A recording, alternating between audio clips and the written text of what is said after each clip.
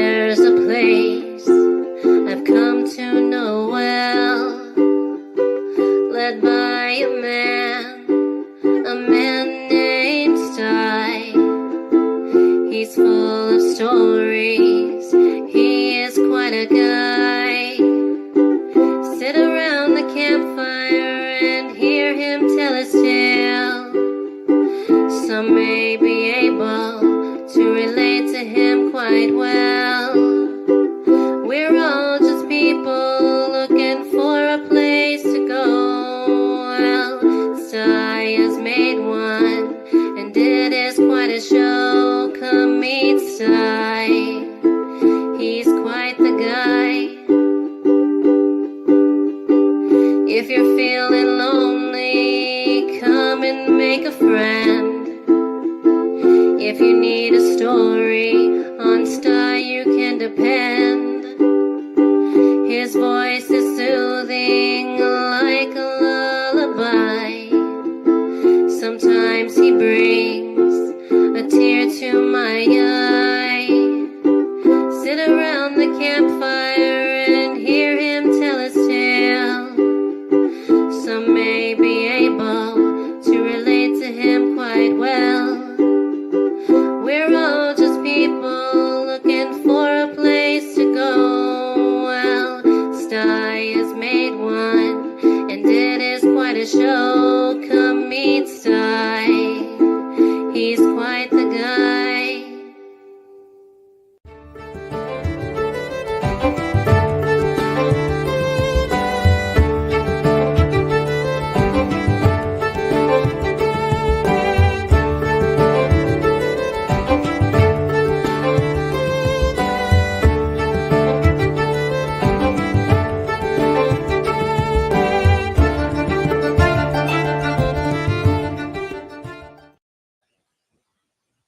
Well, a very happy Sunday to all y'all.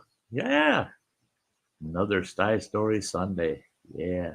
We all like to hang out on Sunday evenings over here. Hey, I'm going to shout out the folks that are in the chat. Yeah, we don't have a ton of folks in the chat, but we got a few. King Bluto popped in right away. Hey, King Bluto, it's good to see you. And there's Nick with NJ Garden Services. Good evening. There's running water. He was down in the basement for a little while, but he had to jump off. That boy's got to crawl in the bunk, get some sleep. He's out there pounding the pavement. He's out there beating the blacktop. Yeah. And there's Tales of a campground host. Guess what? We got him down in the basement. We're going to be pulling him up. So, yeah, you're going to like his background. I like his setting tonight. You'll enjoy it. And there's Kimberly Ferris. Awesome. Love you, girl. And there's Tim with Kirk Whipper Voyager Center. All of our regulars, all of the best folks in the world. There's Kayla. Oh, hi, Kayla. Oh, gosh, it's so good to see you. Okay, let's go down the list here. That's it. That's who's out in the chat right now, chatting away. And I want to let y'all know, this is as good a time as any. Share it out. Hey, Justin Anderson just popped in the house. Awesome. Hi, guys. Hey, you guys. Yeah. Love seeing you there, Justin. It's awesome. It's another Sunday night. Yeah. Tonight's story is a little softer than some of my stories. And this is kind of like a fun story. I enjoyed this one. It was an event in my lifetime that was great. Oh, there's Ingalls family. Hello. Great to see you. Awesome. I've got someone down in the basement. I'm going to pull him up here. Take up some space with me. Here we go. There he is. Uh-oh, my hands are disappearing. Yeah, he's working on his green screen there and virtual background. Working, but not. Look, I disappeared. Yeah. If you don't move too quickly, you're good. And I'm a statue. Yeah, there you go. Yeah, statue out in a frozen park. I do like that background. I do like that winter I'll have to background. send you the picture. I actually think I got it. I don't think you do because I took this one. Oh, you took it? I took this picture. This is actually out in the forest, not too far from my house when I was snowshoeing around. Oh, okay. I just Yeah, sent it. because To you. I've got one in my archive file that looks a lot like it. Yeah, thanks for sending Including the the trail photo. in the background. Yeah, Huh. yeah. I'll have to find mine and send it to you and say, hey, look, that's pretty darn close. Right. Yeah. That's it too. Is I don't know if anybody else uses Upsplash or not. Upsplash, UPSPLASH, Upsplash. I'm pretty sure that's what it's called. But it's all free photos. Okay. And you just type in the search what photo, like if you're looking for campfires, type campfire in there and boom, it'll pop up a couple hundred photos of campfires. You want mountains, just type mountains in there, boom, mountains will pop up. You want winter scenes, just type winter, boom, it'll pop up all the time. Oh, I like this. I'm looking at it right now. And they're free. They're royalty free. I've seen this picture. And if you find one that you just love, you can donate to the founder, the person, the author of it. You know, it's a great website that you can get absolutely beautiful pictures you can use in your live streams or your videos. Yeah. Hey, Dr. Smith, cheers to you too. It's great to see you. Huh. But That's I use the world out of Upsplash, man. I've got hundreds. I've got one file folder that's probably got about 150, 200 photos in it now from Upsplash. That's beautiful stuff. Me, Dibble, it is awesome to see you. Awesome. Glad you were able to make it tonight. The crazy Brit is back, me Dibble says. Yeah. Yeah. Hey, I tell you what. Crazy is crazy. You don't have to be a Brit to be crazy. But you might have to be crazy to be a Brit, but you don't have to be a Brit to be crazy. But yeah, that and that's it. Is I've been doing this just long enough. I'm starting to find some of these little honey pots, of resources out there. Mm-hmm. Yeah, I'm gonna have to bookmark this one. Yeah, you're right. Me Dibble, crazy is not always bad. You bet. The crazier the better. Most of my friends are just a little bit goofy, Others would say that guy's crazy. Yeah. Only a little bit goofy? Yeah. Yeah. Well, when I compare them to each other, Okay. some are much goofier than others, It all depends on how many brews they had, how goofy they get. Some of them get real goofy, Oh, and there's Rain Dancer says, I made it. I'm so glad you did. Oh, it's so good to see you, girl. The Rain Dancer kind of told me that she's not so keen into skinny dipping, but she just might go with me. Hey, look at here. Here, it's going to get interesting, Travis. Go home. Not that interesting. Well, sometimes it doesn't take a lot of interesting to make it interesting. You let anybody in here, don't you? Yeah. You might want to change the locks. I'm like your local humane society. We take any old mutt. Mutt that goes wandering past the place, Oh, he looks hungry. Bring him in. Hey Phil, which one of us is the mutt? Well, something tells me neither one of you are getting adopted tonight. Is it the beard? Is it the beard? Yeah. Yeah. And that's the thing. I was telling Travis there, oh, what kind of cookie is that? Oh.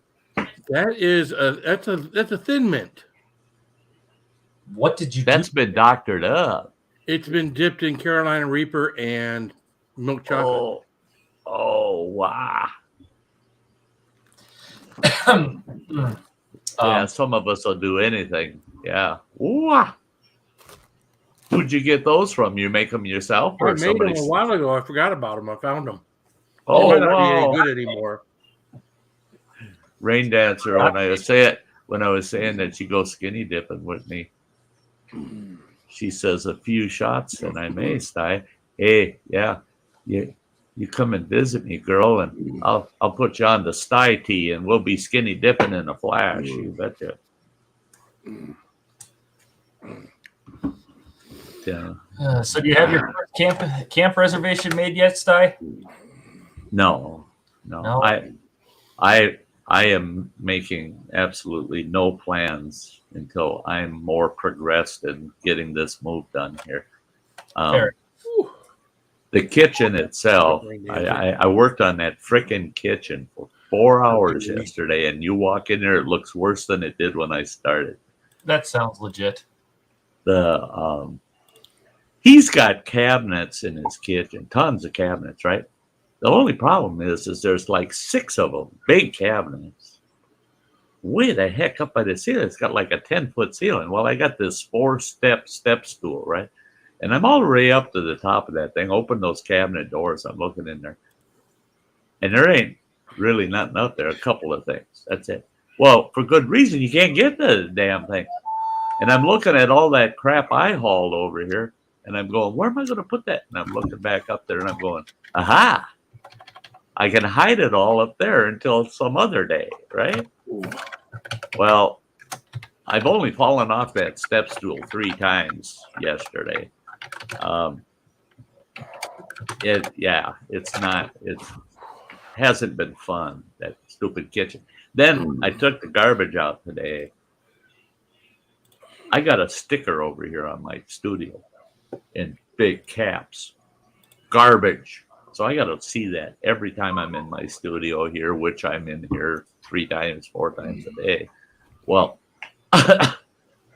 because I missed last week's garbage.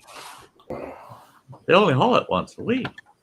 Well, I had 8 bags that need to be thrown. And 4 of those had food garbage in them, right? Those got to go. Well, that garbage container they give you to use out here only holds 4 13-gallon bags. Well, my garbage has got 4 of those and a 30-gallon on top of it all sitting out there in the alley waiting for the garbage truck on Tuesday. And I still have 4 bags in our back porch. They're not food garbage, so they're just junk, paper, garbage, just junk garbage. And I determined to get rid of, because I only produce I don't even produce a full garbage bag each week, So I know you give me about 3 weeks, I'll be caught up. But I'm finding I want to throw everything away. Now I'm going through my stuff. You notice this, guys. If you haven't, I sure have been noticing it. My mouth's on fire. Nice cookie, huh? Yeah, my mouth's on fire. Yeah. A lot of it's underneath my tongue right now. Oh, salivating a lot. And that chocolate makes it stick in the mouth. Oh, it does.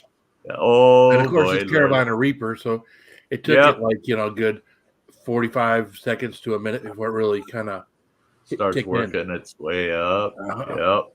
Oh, hi, Matt. Good to see you, buddy. Good to see you. Oh wow, I miss Bradley's in the house. Hey, great to see you, Bradley. It's been a while. Been a little while. Now I go and work on a thumbnail, and then I come back and look at Phil, and it looks like he's dying. Yeah. His cookie is having its way with him. Eyes are watering, nose is running. Take a good look, folks. This is what happens when you eat too much chocolate. So I have to ask Phil, based on your eating of the cookie, would it be safe to say that if you were to take a test right now, it would come back negative? You would hope, right? or else that test kit's going to explode on them. You know? One of the two. There'll be some kind of chemical reaction. And poof! I got something. But it blew If it does. Oh my gosh, that'd be hilarious. So you put that little drop in the tester and it erupts, just like, oh boy, yeah, maybe I should see a doctor. Yeah. Yeah, Bradley had COVID for a week and a half, man. Dude. Not good. Not good. The Rain Dancer loves chocolate. Yeah. Yeah, come on over, Rain Dancer. I got a whole bottle of Hershey's chocolate sauce. There you go. Yeah. Perverted old man. Hey, watch it. I am not perverted. Sty, you said not amongst the people that I keep company with. I'm no more perverted than they are. So I'm not perverted compared to my friends. About. Hey, Gemma, good to see you, girl. Hi, Gemma. Yeah, that's right, Justin. Yeah, don't eat from Bill's cookie jar. What? Yeah, I don't put these in my cookie jar. Someone would get mad at me. It makes me tempted though to take them to work tomorrow and just kind of leave them out. See if someone tries one. That's it. Your boys try something you shouldn't touch or someone else's, right? Your boys are as bad as you are with the they're. You need some coffee. You know, Phil snatched up one of their gummies one day and he ended up with a real surprise. And he buys things that he figures, oh yeah, next week I'm going to have craving for that. And next week he comes in there and they're all gone. His boys wiped them off. And yeah. Oh, Bailey's and hot chocolate. Bailey's in my coffee. That's a little known secret of mine. Hello, Gemma. I start my day off every day with a nice big coffee that's got about a third of that cup is full of Bailey's. Is that what I'm doing wrong? Huh? Bailey's in my coffee? Yeah. Best part of waking up is Bailey's in my cup. Wow. Yukon Bailey's and coffee. Yeah. I like my Irish cream in my coffee. In fact, I just ran out of creamer on this cup, so I'm going to have to use Irish cream. I got plenty of that. I got about a half gallon of it sitting in there. I get my Bailey's in the big jug, man. Industrial size. Yeah. But I'm not going to be going grocery shop until Wednesday, so I got tomorrow and Tuesday. I'm going to have, tomorrow night's Sty times ought to be pretty interesting. He's had too much coffee today. Some of those Sty stories, I wonder. Hey. What are you saying?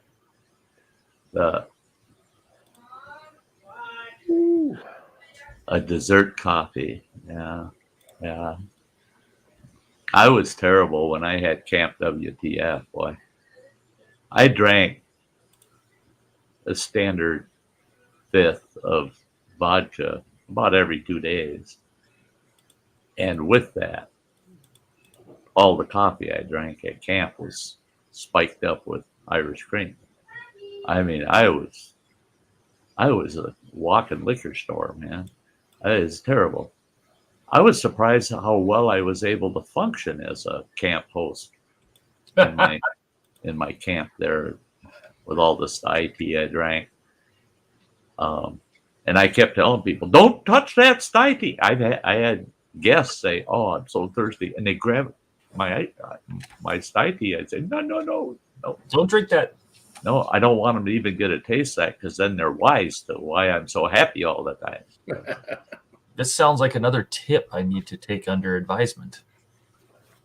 Love you too there, Gemma. Well, the problem with Sty tea or anything like that is once you start, you got to kind of keep going because as soon as you let off for like an hour or two, you start to your mood can go the opposite direction. You start getting tired, and that's it. Is I start to drag, But as long as I'm drinking that Sty tea throughout the whole day and all night, the next morning I'm ready for my Irish cream coffee to get me geared up for Sty tea by 10 o'clock, 11 o'clock. Whoever said you can't have tea at 10 or 11 in the morning? I was always told you're not supposed to drink until afternoon. Okay, I'll have tea in the morning. Yeah. But what the heck? Life's short. You don't realize how short life is till you turn 60. And then it starts to feel a little short. And then because some days I feel like 40. I didn't really feel it till 60 because then I could see retirement just a couple of years down the road, and I'm like, uh-oh. And since I've been retired, the first few years were kind of rough. I had that heart attack and the surgery, all that crap, and thought, oh shit, I'm going to die at 60. Well, I'm turning 65 next month, so yeah, the big 6'5". I remember back when people I knew were, oh yeah, I'm going to turn the speed limit this year. Back when it was 55, That's camp breakfast. That what? Justin, usually start out with a couple of Bloody Marys. I said, that's camp breakfast. Oh. Don't get me going on Bloody Marys, man. In Detroit, at the Detroit airport, there's a little pub at the airport. And when they start banning smoking indoors everywhere, that was one of the last holdouts. Between them and Las Vegas, those are the only places that had smoking in their airport. But you had to go to that pub to smoke. Well, you get there and that place was standing room only, man. And they let out as many people that wanted to cram in there. So you've got 150 people all standing in there and sitting at the few tables they got. And they're all smoking like chimneys. Well, I flew in and out of Detroit all the time. And so I needed to smoke really bad. So I went in there to have a smoke. And this gal comes up to me. She says, sir, I hate to say it, but if you're not a customer, you can't be in here. And I said, well, that's a bummer. I said, I better get something then. So I ordered a Bloody Mary. Oh, the best Bloody Marys that you ever seen. Twice in Detroit. They wouldn't let me on the damn airplane. And it was all because of them Bloody Marys. You shouldn't have 4 of them damn things before you get on the airplane. No. And they were big. They're big buggers. Good thing they didn't have camera phones back then, huh? Oh, no shit. I could have gotten some good YouTube content off of it.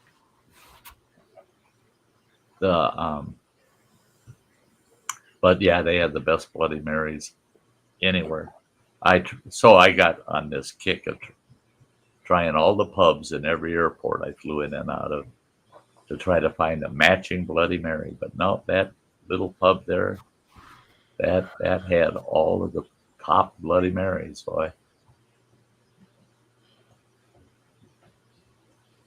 I don't have a favorite recipe. I don't make Bloody Marys for myself. I find someone that makes good ones, and then I have them make them for me. Okay, some morning when you come over, I'll make you one. Yeah. My favorite Bloody Marys are yours. The one you made for me. I'll make you. Yep, sounds good. And then when we make dinner, I'll make you an old fashioned. Settle down.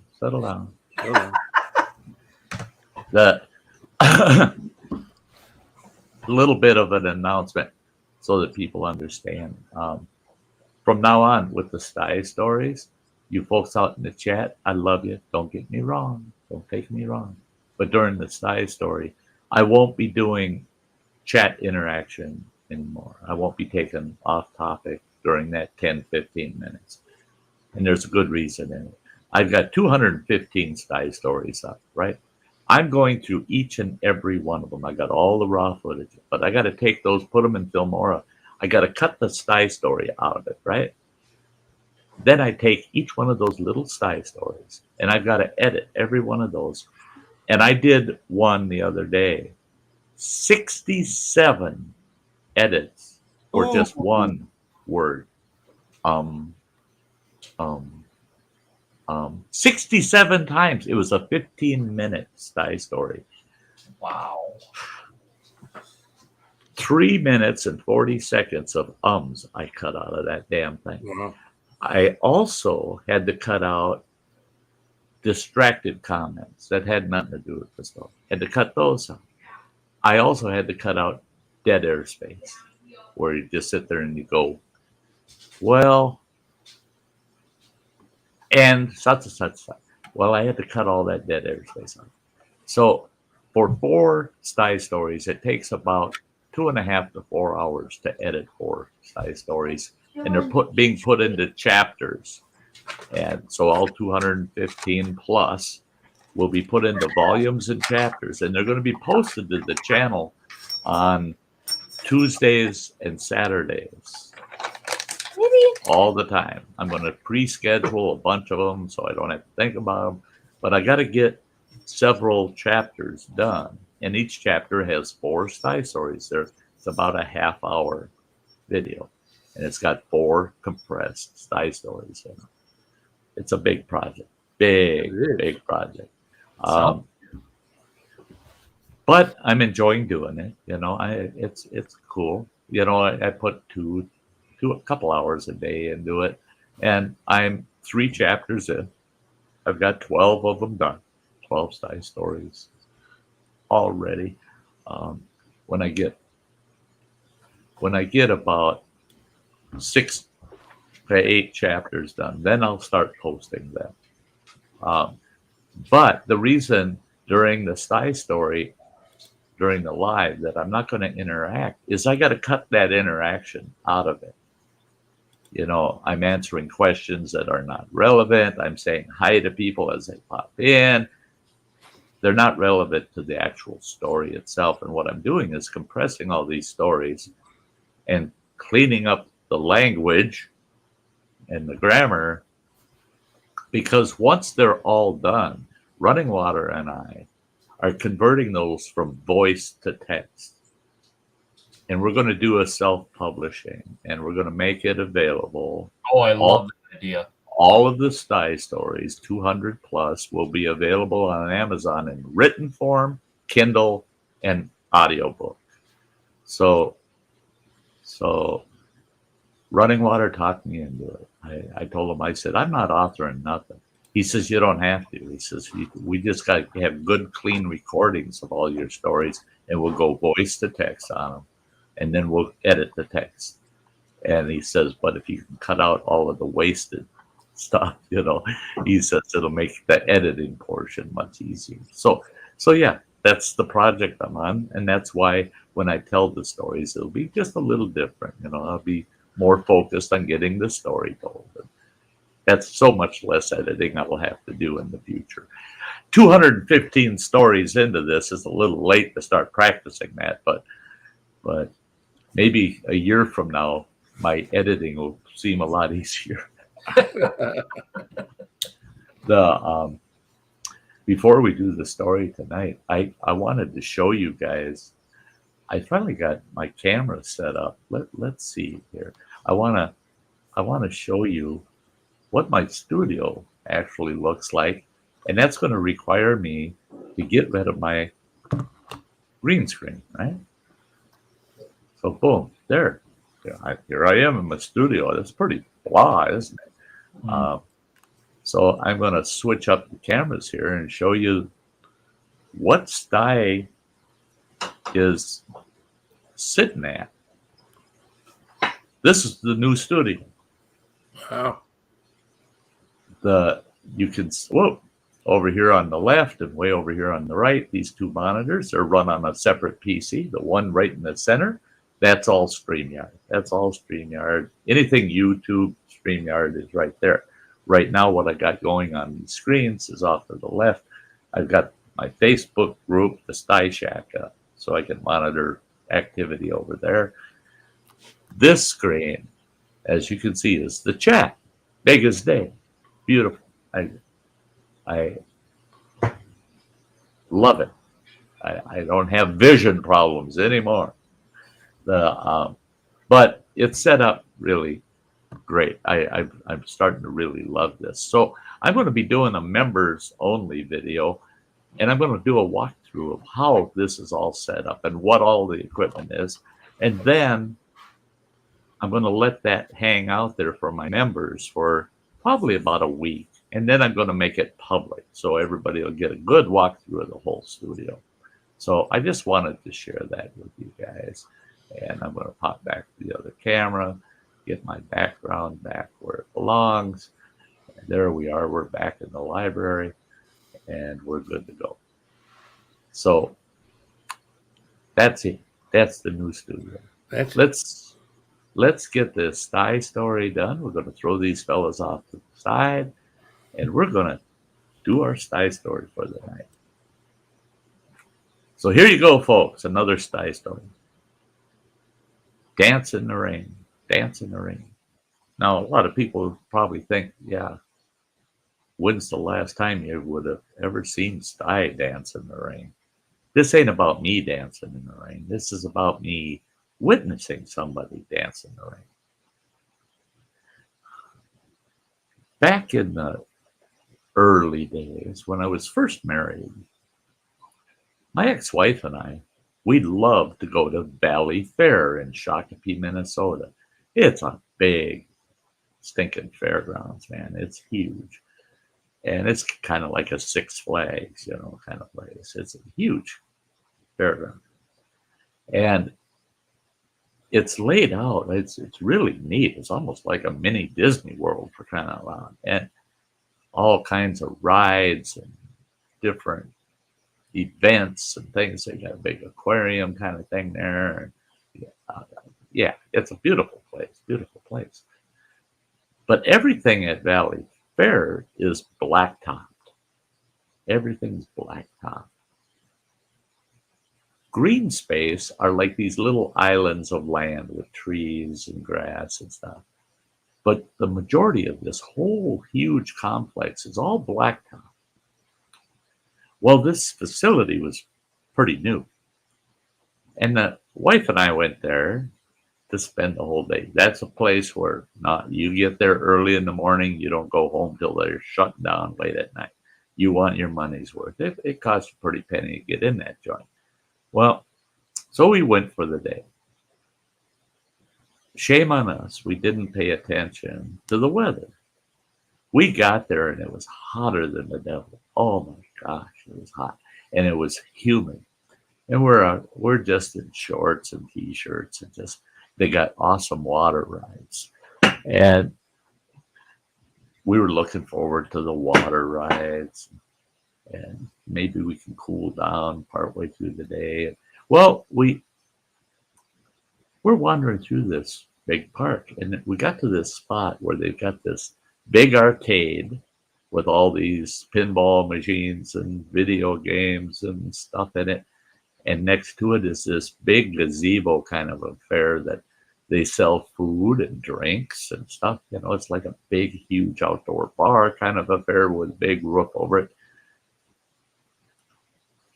And right next to that is this big open area, but it's downhill into this open area. It's a big slope. And in the center, there's a manhole, right? And it's one of those graded kind of manholes. And that's drainage, right? And when it rains, the water all runs down there and drains out there. Well, like I said, this facility was pretty new at the time. They hadn't experienced what a downpour would be like there. with all of this blacktop, nothing to soak up the water, right? Well, we decided we wanted a bite to eat. So we headed to that gazebo that sold food. We no more than got there, and you could hear the thunder. Oh, there's a storm coming. All of a sudden, it started to sprinkle. All of a sudden, it's pouring rain. That place filled with people so fast, and it was so full, we were actually getting pushed out from under the roof. Well, I saw this other little shelter across that kind of hollow, and this is like a big open area. There were rides and other things around that, a big open area. But there was this little shelter, and nobody was under it. And I told the wife, I said, let's run over there and hang out under that shelter there. So we did. Well, you got to run across that hollow. By the time we got to the center of that hollow, that water was above our knees. And we're like, uh-oh, this is like a lake. We come up the other side, got into that little shelter, and we're sitting on this little bench in that shelter. And we're like, hey, this is cool, you know? And all of a sudden, here comes a few more people. Well, we ended up with about 6 or 8 people under this little gazebo roof. And then one of them said, check it out. Well, that place that served food and drinks and the like, they had loud music going all the time. And they had some, I don't know, some classic kind of music playing. And someone said, check it out. And they're pointing towards down in that hollow. And we look down there. Now that water's deep. That water, if I walked down there, it'd be up to my crotch for crying out loud. Here's this old couple down there. They got to be in their 70s or 80s, man. I'm telling you, they're ancient. They're dancing to that music in water up to their waist, down near up to their waist. They're dancing out there in that water, and he's picking her up, and he's doing spins with her, and we're all just amazed, just shocked. The song ends, and then some rock came on, some classic rock. Boy, they started doing the jig to that rock, and they're working their way up into the shallower water, and they're dancing all the way around this big hollow area, and then back down into the deep water. Then they're doing handstands and crap in that deep water. There's all these different moves they're doing. And then the rain stopped. They stopped. As soon as the rain stopped, they stopped. And it was amazing how fast that drain actually sucked all that water out of that hollow. It's all blacktop, right? Sucked all that water out. And there the two of them are standing there right by that grate. And they're just kind of looking around. And the old guy, he just kind of shrugs his shoulders like, well, that's over. And the two of them start walking off. And I saw him bend over. He picked up a dang cane, and he's using a cane, walking with a cane. And we're all like, look at that decrepit couple. The way they were dancing in the rain, doing the jig out there, tearing up the house. And they had hundreds, literally hundreds of people watching them dance for about 15 minutes solid out there in that deep water, just dancing in the rain. I told the wife, come on, we got to hurry. And she goes, what are we doing? And I headed right for that couple. I caught up with that couple, and they go, excuse me. And the old gal turned around. She goes, yeah, what? And I said, I just want to talk to you about your dancing in the rain. I said, do you even realize how awesome that was? She goes, oh. She looked at her honey there, and she said, that was one of the best moments of our life. She says, you haven't a clue how awesome that was. She says, but a little disappointing too. And I said, well, why was it disappointing? And she said, nobody joined us. She said, we had all these people, and now they're starting to wander all over again. They're coming out. And she said, we had all these people, and not one person came out and joined us to dance in the rain. She said, we're kind of glad we're as old as we are because this world has changed. She said, back in the 30s and 40s, there wouldn't have been a person standing watching. Everybody would have been out dancing in the rain. They would have all fell in place and done the same thing. And I thought about that, and I told my ex-wife, next time an opportunity like that arises, we have to participate, because she was absolutely right. It's moments like that that bring people together. It's moments like that that made our country strong as it is. And those two old folks proved to us that, hey, every moment in your life, there's something you can make into a reason to feel alive and to just take it in and love every second of it. Now, mind you, I told you how hot it was and humid it was. That was a warm rain. So for them, it was very comfortable. They said it was like dancing in bath water. They said it was so warm. What impressed me was the enjoyment those two got out of it, and the fact that they really didn't care if anybody else enjoyed it or not. It was about them. It was about a moment in their life that was special and would stay with them for however many years they had after that. But it stuck with me my whole life. Those two old folks proving life always has its little moments that you need to take advantage of. So there you go. There's your Sty story. Make sure to come back and check another one. There you are, guys. So since you called them old folks, how old were they? They were like I said, they were between, I'd say between 75 and 85 years old. So older than you are now. Oh, a good 10, 20 years. Okay. Yeah. I mean, when you're 35, 45 years old, sometimes you call old folks people in their 60s. That's all. Somebody may be listening to this someday and they won't know how old I am.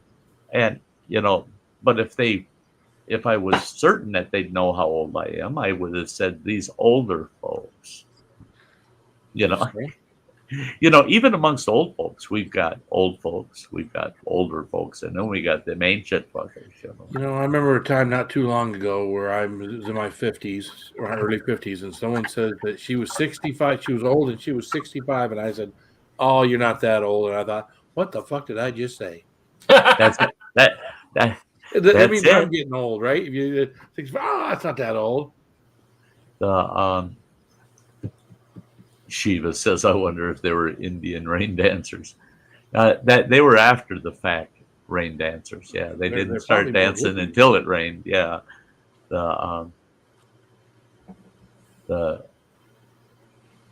hey, Freeman James, great to see you. How's it going, brother? A while. Yeah.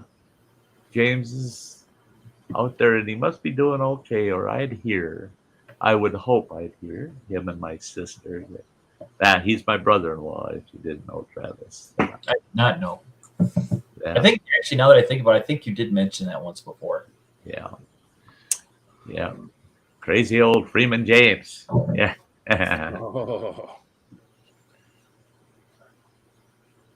We don't get together very often. All good here, he says. That's good to hear. But we don't get together often, but boy, we always have a good time when we do. Him and my sis, they got a special place in my heart. Yeah. That's cool. My sis is my last surviving sibling, and she's older than I am and in a lot better shape. Yeah. Are they in Wisconsin too? No, they live west of Minneapolis. Oh, okay. So out in the suburbs. Okay. Yeah. They got a beautiful home in a nice little community. Thanks. Yeah. Yeah. Old Freeman James there. I don't even remember how many kids were in his family. 14, James? Is that what it was? Holy shit, Batman. Uh-huh. And I used to love, he's a guy that I would just love to record and then convert it to written form. Some of his stories of his life's experiences, and especially growing up. Can you imagine? You got little kids, and then you got a kid that's 40 years old, and they're all sitting at the dinner table together, and he says, oh, God, it was like World War III for dinner. Dad would get served first. Dad would get all of his food on his plate. And then it was basically like, go for it. Yeah, I was right, 14, he says. But once Dad had all of his food on his plate, then the signal would go out. It's time to eat. And he said, the older folks would protect the little ones, make sure they all got fed. Mom would make sure all the little ones got their food. But amongst the older ones, it was just a free-for-all. I'll stab you with the damn fork. Get away from that piece of chicken. And yeah, lots of stories could be told. He says it was just so cool to listen to his. He grew up in Pennsylvania. And that's it's just so cool to hear stories of a tight 14-member family, with 14 siblings in the family. And rain dance are like the hockey story. I think you're talking about when poor Ricky got nailed in the face with the hockey puck. Yeah. I told him to get out of the way. Don't do that. Zigzag in front of the goal while I'm learning slap shots to goal corners and just get my aim down so I could just be 3 inches below the top rail.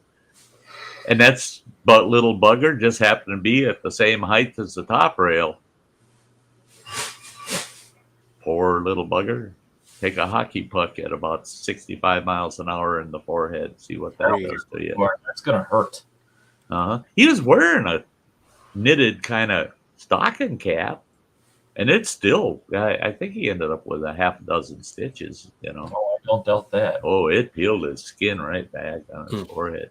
Knocked him right on his butt. Yeah. Pow!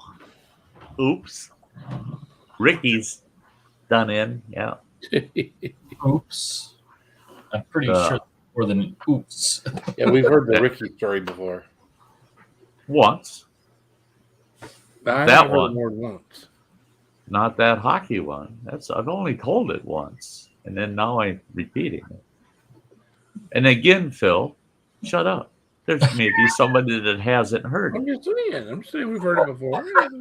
I'm saying you know what? What? You try to tag this, repeat yourself, you old senile old bastard. But yeah, if we weren't supposed to repeat ourselves, I want you to get rid of every MP3 file you've got. I want you to get rid of every video you've ever made. Delete them. I want you to make sure you have no duplicates of anything anybody said.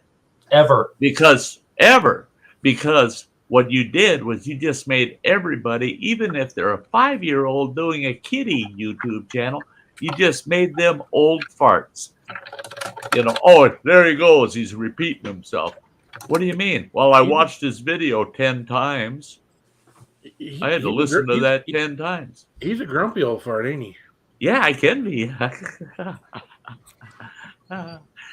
But I'm a happy grumpy old fart. Okay. Yeah. You know what I'm hearing here, Phil, is actually the problem is you're the grumpy one. I love Sty Story. I could be. I'm grumpy at times, yes. He can get grumpy. I've seen that guy get grumpy. Yeah. But he's a funny grumpy guy. You just don't know where his grumpy will go. I've seen him get grumpy where all of a sudden You know what? Phil hasn't said anything for 45 freaking minutes. Oh my. And just look at the look on his face, man. He's grumpy. He ain't happy, damn it. He's grumpy. Yeah. The seven dwarfs are trying to give him away for crying out loud. He's so grumpy. But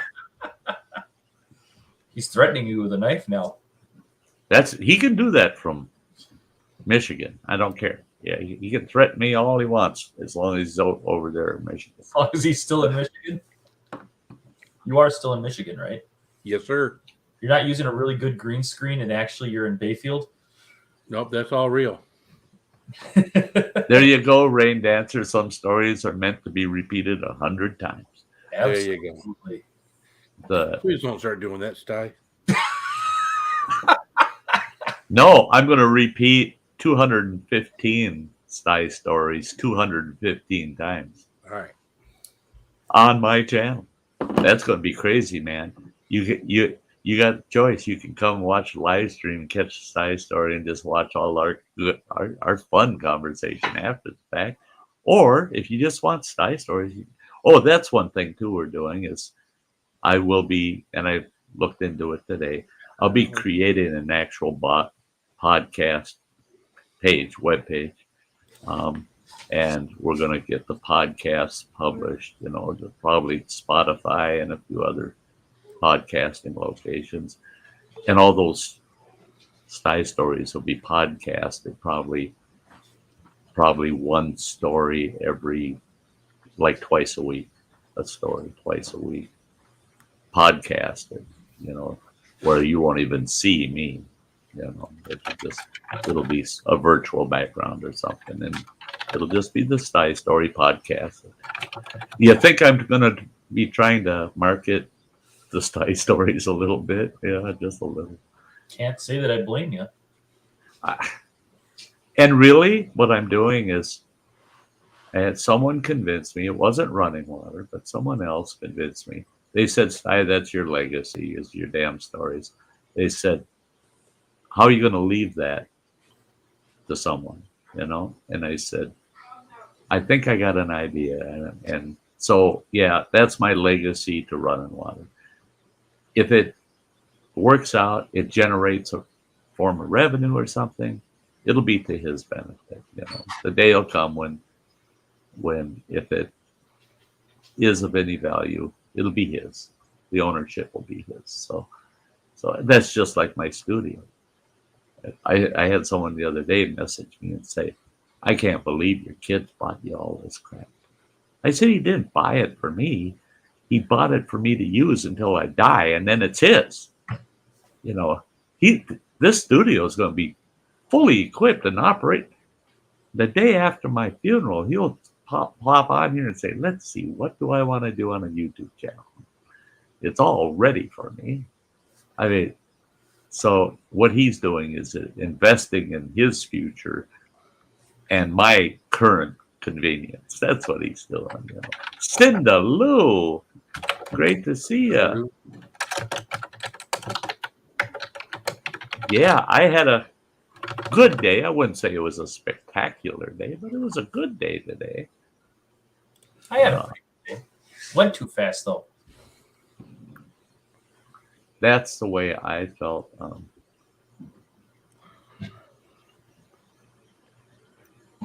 Yeah, Shiva B, you're not the only one. I've had dozens of people. I've had people hounding me for the last 6 years.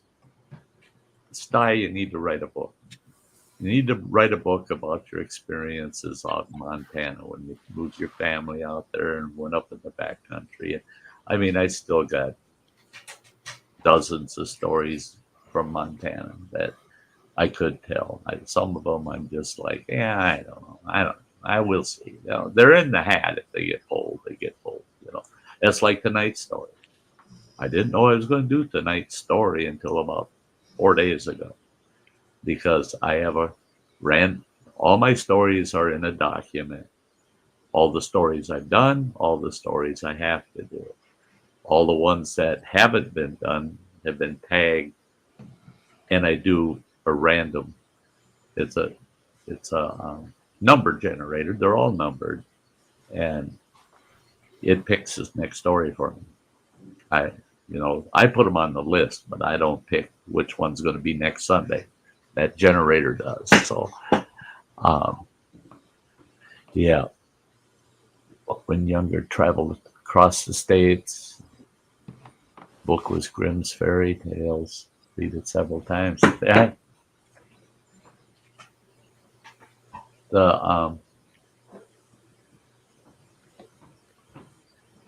Make sure to autograph if you can your legacy. Well, it's right there, Cindy Lou. Look at there, yeah. Cindy Lou, you got a letter. It's going to be showing up within the next couple of days too, from me. Yeah. I hope you send it to her mother's address, because the first address she gave me is what it came back from. So. Oh no, Cindy Lou, you want to make sure to send me the correct address. She probably did the correct one for you, because she sent this one to me. She sent me her first address and then sent me the other one like a day after I sent it out. I was like, damn it. Yeah, I just want to make sure I've got her correct address. I'm going to be printing the envelope tomorrow morning, so yeah. I got everything else done, but I want to make sure I got the right address. Yeah, autographing stuff. What I'm going to do is, when I get the Sty Story volumes at the publication state, I'll probably do giveaways once or twice a month. Thanks, Cindy Lou. I'll give away, copies of the Sty Stories, and those I'll sign for people and send them off to them. Or by special request, if I've got my loyal fans that hang out in the channel, you betcha. And it'll probably be added as a perk to my memberships. That once it's completed and done, it'll be a perk to the memberships. I'll be back. In fact, I'm thinking when I start posting them, what I'll probably do is I'm going to be doing a members only walkthrough of the studio and how it's put together. And then a week after it's been for members only, it'll go public. And I'll probably be doing the same with the Sty Story series. Each chapter will go to the members for a week, and then it'll post public. And then, like I said, once I get it into written form, or in a form where I could send it to somebody, I would do a giveaway once or twice a month of the next chapter or whatever, and or next volume. Actually, it'd be by volume. Each volume has 6 chapters, 4 stories per chapter.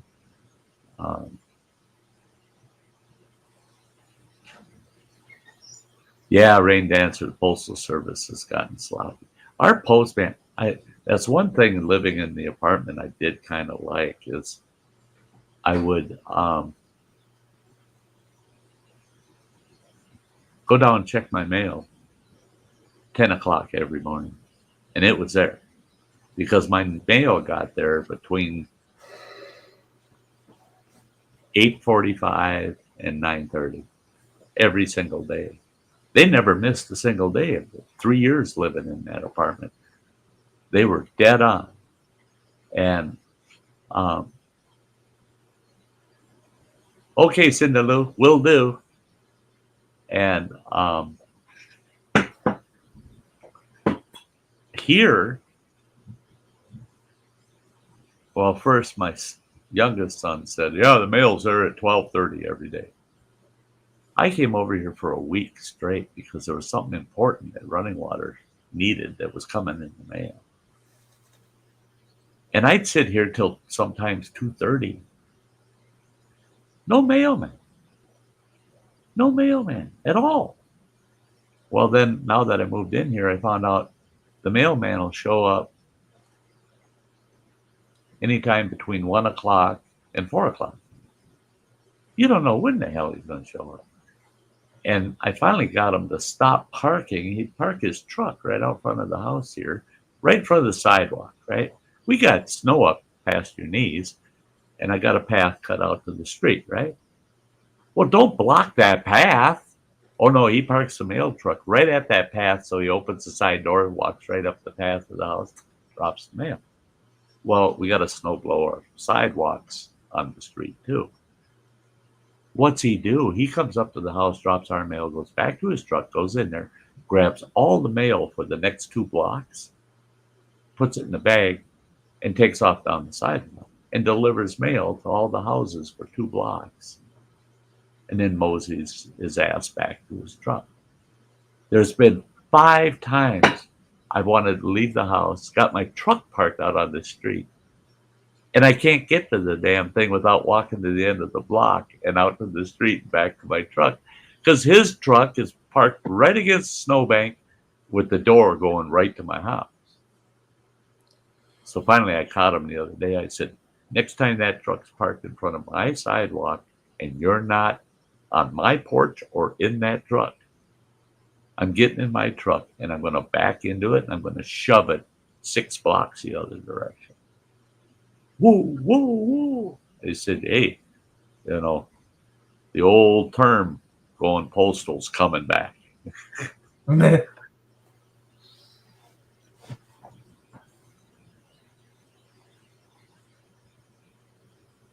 Oh, yeah, but that's a long time waiting for a Christmas gift. And she sent it out for Christmas. Didn't get it till after New Year's, yeah. Yeah, I got a Christmas gift in March one time. My wife ordered me my wooden Marine Corps / American flag. It's like American flag. Yeah. Flag. And she ordered that for me in December. And the guy hand makes them all, obviously. And he had a lot of orders. She bought it through Facebook. You know, it was on there. So he had so many orders. I didn't get mine until March. Yikes. Yeah. Oh, well, I bought this really neat hammock. I mean, it was a whole new different style hammock. And I thought that thing's going to be great. I ordered that damn thing. $39. I don't order anything off of Facebook anymore. Not off Facebook. This is the 3rd time this crap's happened to me where I've ordered something off Facebook. And I ordered a T-shirt that said I was born in February 1957. I'm a grumpy old man, blah, blah. I don't take crap. And it was kind of a neat T-shirt. From the day I ordered that sucker, it was 17 months later I got it. Oof. Oh, really? Wow. 17 months. Wow. But that hammock, that's the worst one yet. That came out of China.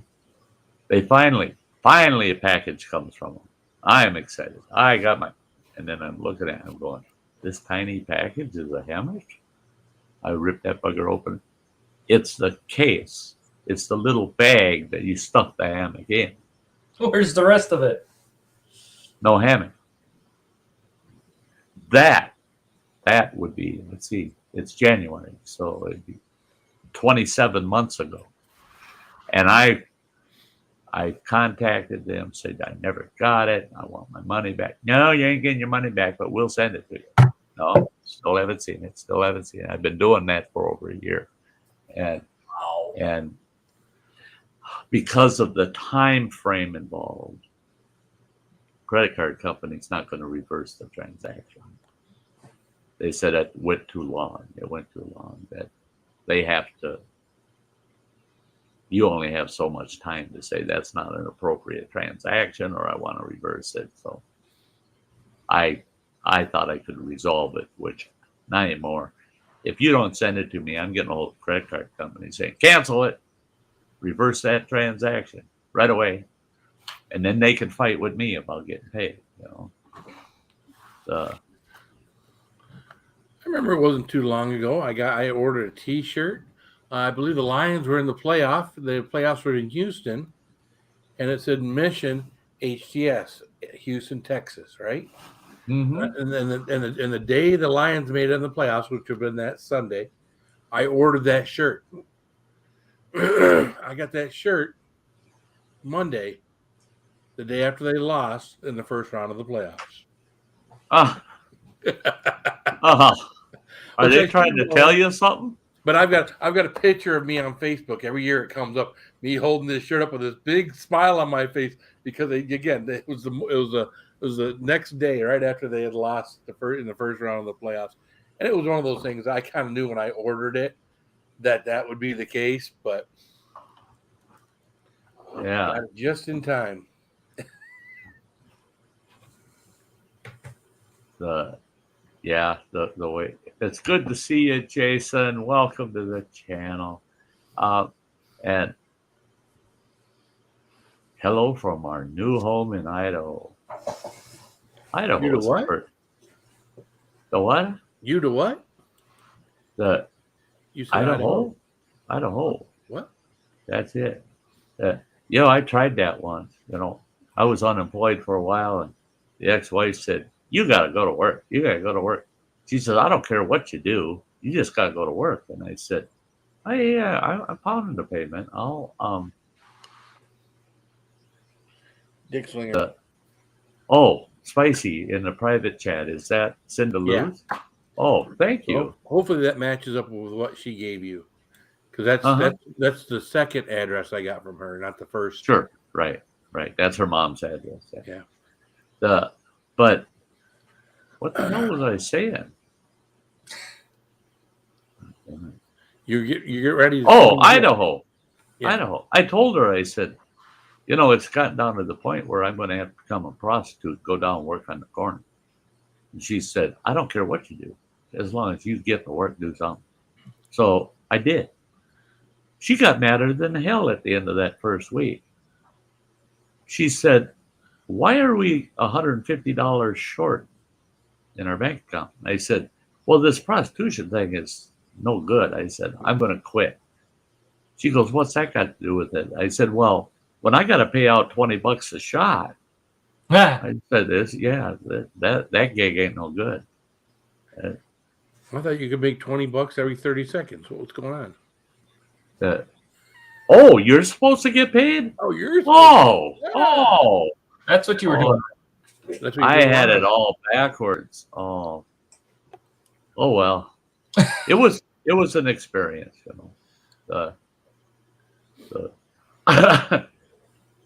I think I'm going to hop out of here, Sty. Steph went to bed, and I don't want to be loud and keep her awake. Uh-oh.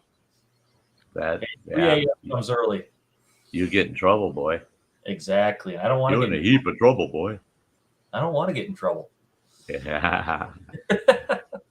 Yeah. Hey, thanks for coming up there. You Travis. bet. I always love with you. You bet. I said, boy, there's Travis in my list. Send him the invite. What the heck? It's a Sunday night. He'll pop up for a few minutes. Yeah. Oh, yeah. Sundays, I'm usually pretty available. That's what I figured. Yeah. Well, it's good seeing you, and you have a good week, buddy. Yeah, I'm going to try. Tomorrow's in service, so no kids, but lots of paperwork. Fun. Better you than me. Have a good night, Phil. Have a good night, Travis. See you, Sty. See ya. Bye, everybody. Tomorrow we'll be busy because everybody will be off work tomorrow for MLK Day. The banks will be closed. We're always busy on MLK Day.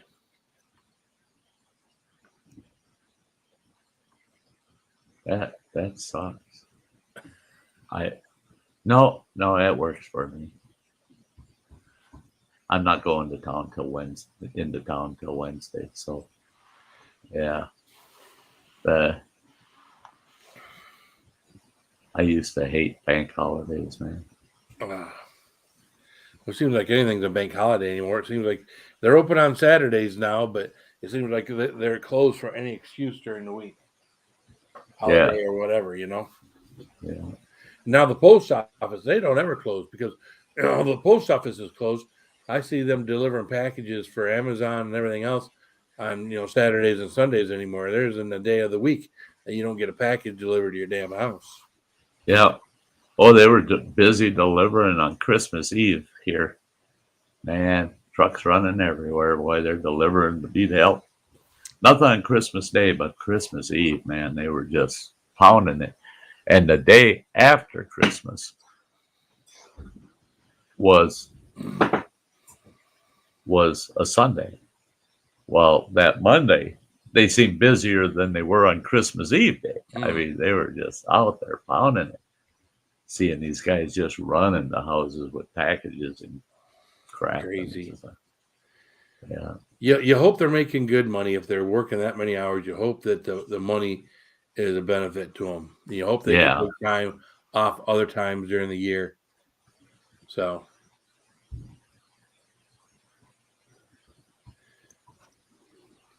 Yeah, it's like me right now. I'm actually, I'm afraid to take a day off of work. I got some things I need to get done around here, but I'm afraid to take a day off work without any cars. Believe it or not, without any cars, it seems like I'm either delivering a car or taking a deposit for something that will be in a week, 3 weeks, a month, 2 months from now. So you're still selling. I tell you, I have probably a list of about 30 people that I have deposits on for cars. Now, again, it's going to take 2 to 3 months for all this stuff to come in. But that's a good thing to have, is to have, I probably still got 10 left for this month. That's just stuff that's coming in. So, Yeah. you take time off if there's money to be made, That's it. If you can make that buck, you don't want to miss out on it. And yet, hey, Rain Dancer, I just went through this. All right. Amazon, I had ordered because in order to get my eyes examined, they want you to do a home test kit for COVID, right? So I ordered one, right? Post office said delivered, placed in mailbox. That's what it said. No, it didn't. It didn't get my mailbox. And I got a hold of Amazon. Go on there. You go to your orders and say package not delivered. And you click on that and it says to give it 5 days. Amazon wants you to give it 5 days after they said it was delivered. They want you to give it 5 days. And the reasoning behind that is they may have stuck it in the wrong mailbox and then they'll grab it and put it in the right one, kind of deal. So they want you to give it 5 days, but after 5 days, get on there right away on the 6th or 7th day and tell them, I want the refund. Because they'll tell you, we'll ship it to you again, or you can get your refund. I recommend take the refund, because no matter how you paid it, that's how they'll refund you. If you paid it on a card, they'll put that right back on your card. Man, it was on my card within an hour of me requesting it. And then I reordered it. And I got the reorder, plus I got this bugger, the original one, 3 weeks after it was ordered. So I got a hold of Amazon and said, you know what? I got this second kit now. I don't need it. And I said, it's the one you refunded me for. What do I do with it? They said, keep it. They said, don't worry about it. We don't care. It's a done deal. So they can be very good about that issue, about refunding you your money. Even though it says delivered, they just want you to give it about a week to make sure you don't get it because the postman put it in the wrong spot or something. Hey there, JCT. It's great to see you, sweetie. Hey, JCT. Absolutely. How you doing, girl? No, I've had that happen a few different times with stuff I've ordered online. It didn't come to me, said it was delivered, reorder it, whatever, refund, and then you wind up with 2 of them. Yeah. That's what I've usually done, is I wind up with 2 of them. I've only paid for 1. So. Yeah. And with the high ticket items, that puts you in a kind of a fix where you feel guilt. You feel, what the hell do I do with this? And you had that happen. How did that ever play out with the GoPro? I wound up with 2 GoPros and I paid for both of them. You ended up paying for both of them. I ended up paying for both of them, even though I fought with them. Yeah, I wound up paying for both of them. So yeah, but they're both sitting over here plugged in. Just, it's funny. I don't use them. I don't know. I have issues downloading stuff from the GoPro onto my computer and everything else. So 9 times out of 10, I wind up using the phone. And it Oh, seems like when really? I use a GoPro, I use the wrong setting, so it winds up like it's curved or whatever. Oh, yeah, the wide angle setting Yeah, gives you that curve, and then you got to be careful that you don't end up with fisheye. yeah. Yeah. I finally got my GoPro. Well, I've got two. I got 7s. You got the 8 or the 9, didn't you? Yeah. And the 7s have been pretty dependable. So I keep telling myself upgrade, and then I go, well, if it ain't broke, don't fix it, you know. And I've been pretty fortunate with them. I've had some issues here and there, but downloading I haven't had much trouble. But yeah, that's the boy. I tell you, I have gotten to the point where, boy, I'm paying close attention to some of these YouTube tech channels that, you know, telling you the tricks of this and the tricks of that, and what to use, what not to use, kind of thing. And I'm finding that these budget YouTube, the channels that tell you how to do it on a budget, these guys need a little more attention. I mean, because they got some good advice. You can take some pretty inexpensive gear and end up with a pretty good system going. I think we just tend to overpay for things because we think it's going to be great. That's like I've got this brand spanking new Logitech Brio 4K camera. I still cannot get the color tweaked on it. Huh. It's got this orangey hue to it, and I tried lighting and fixing it. But why should I have to change my lighting? So my primary camera is a $40 Aki, for crying out loud. That's mine. And I got a Logitech. It's the one I can't adjust Yeah. color or anything on. Just plug and play. that's it. I want yours, not this Brio. I mean, this Brio's, when it first came out, it's $400 camera. And guys that paid $200 for in its time 900 series Logitech, they got good quality. And I'm like, you rotten buggers, you. And so, yeah, it's watch what happens with others and the equipment they're using. Then make your choice what you're going to do. This is Running Water's Brio, so I'm hoping that I'll figure out what the heck I got to do to tweak it. But Well, the biggest thing here on StreamYard is this only broadcasts 720 unless you upgrade to the $50 a month plan. So you only look Right. at 720 ADP or whatever it is. no matter what you're running, yeah, that's it. I gotta wait. If my channel grows a bit, if it grows a bit, then I'll go to their commercial plan. But $50 a month is a lot. Yeah, I mean, way back in the day, back when I used to have everybody's name back up on the wall, I was up over 50 members. Now we're back down to the mid to low 30s right now on members. yeah, I think a lot of that has to do with the fact that I'm not doing as many lives. I'm not doing as many spicy challenges. I'm not drawing in the people. I'm drawing in the same people. I'm not drawing in any new people. I think I blame myself. I know what it is. I know how to fix it. I think there's several factors into it, because mine went from 26 members down to 14, and it's staying there at 14 devoted members. Yeah.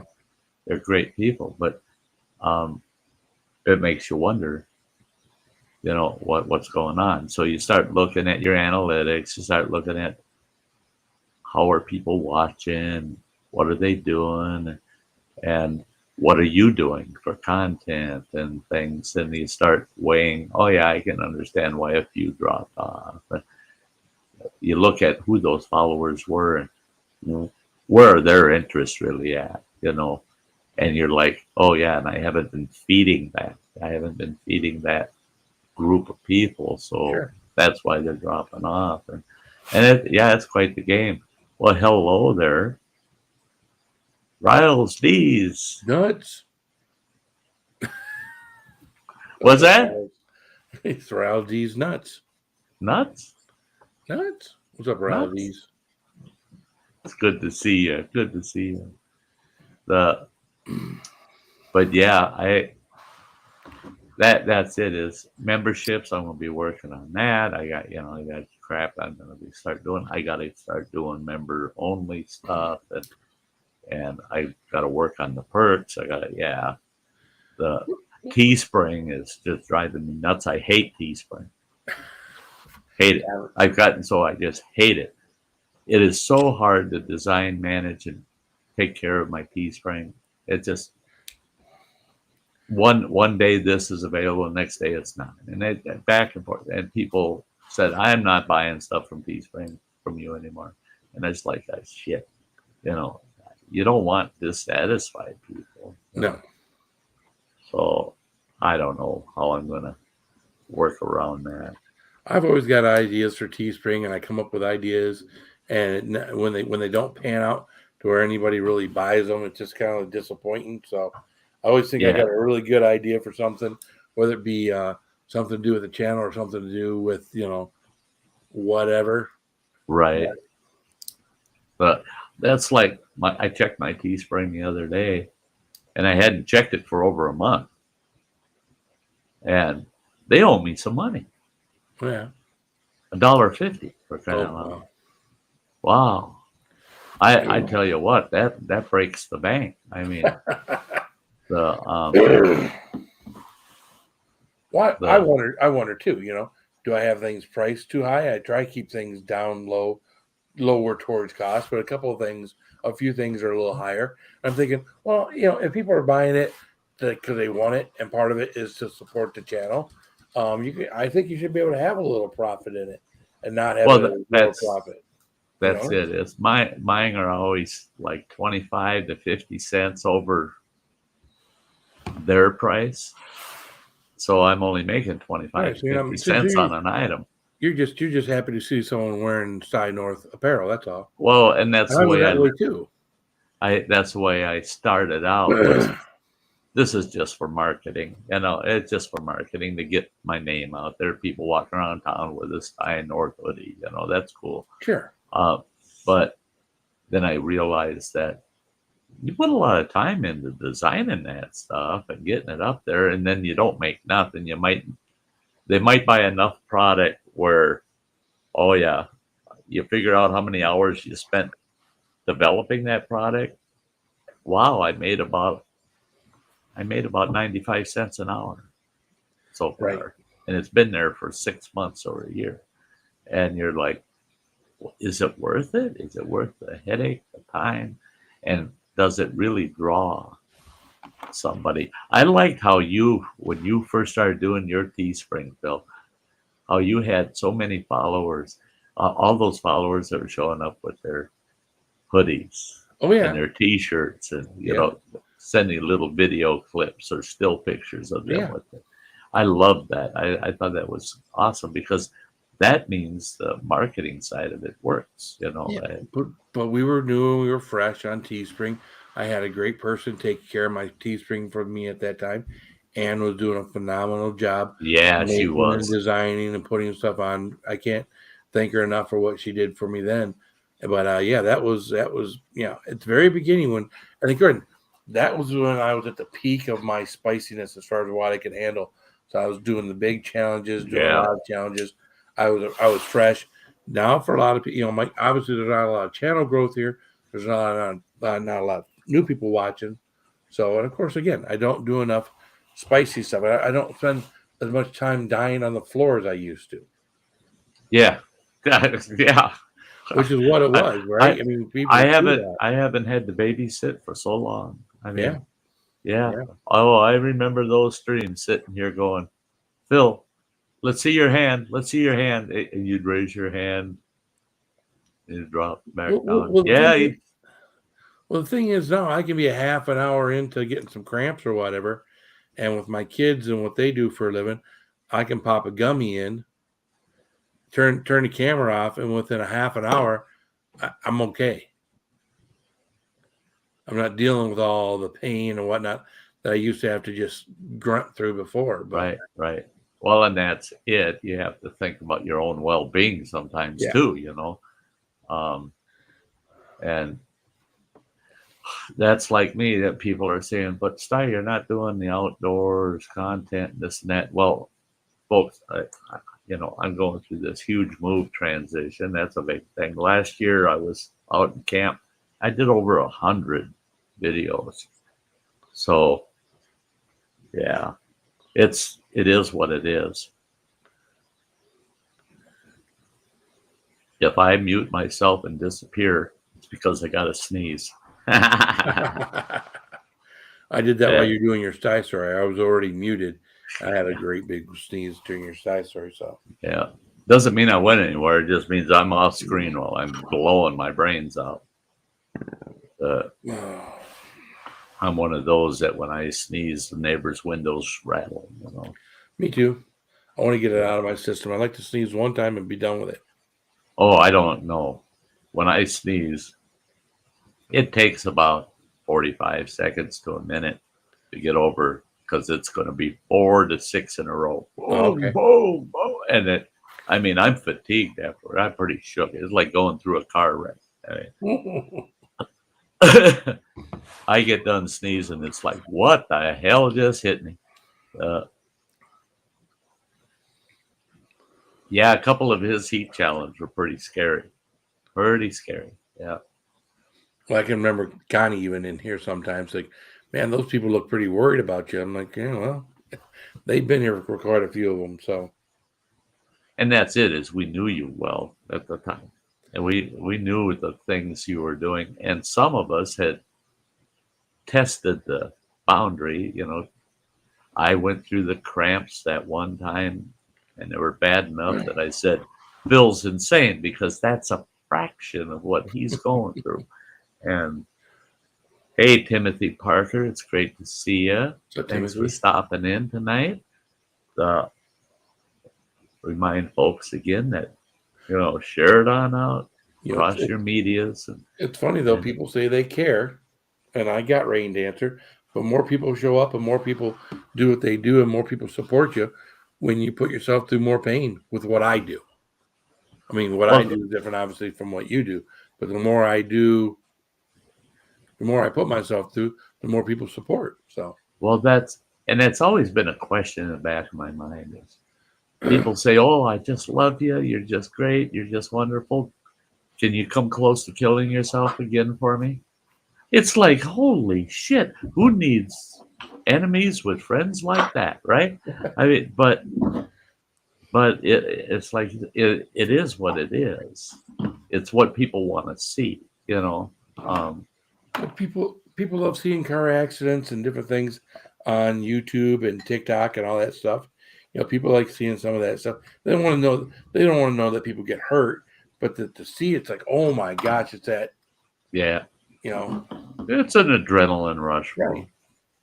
That with a certain YouTuber we both know that does hot challenges and other gross challenges and the like, that his whole channel, I'm convinced, you'll never convince me otherwise, but his whole channel grew off of barfing.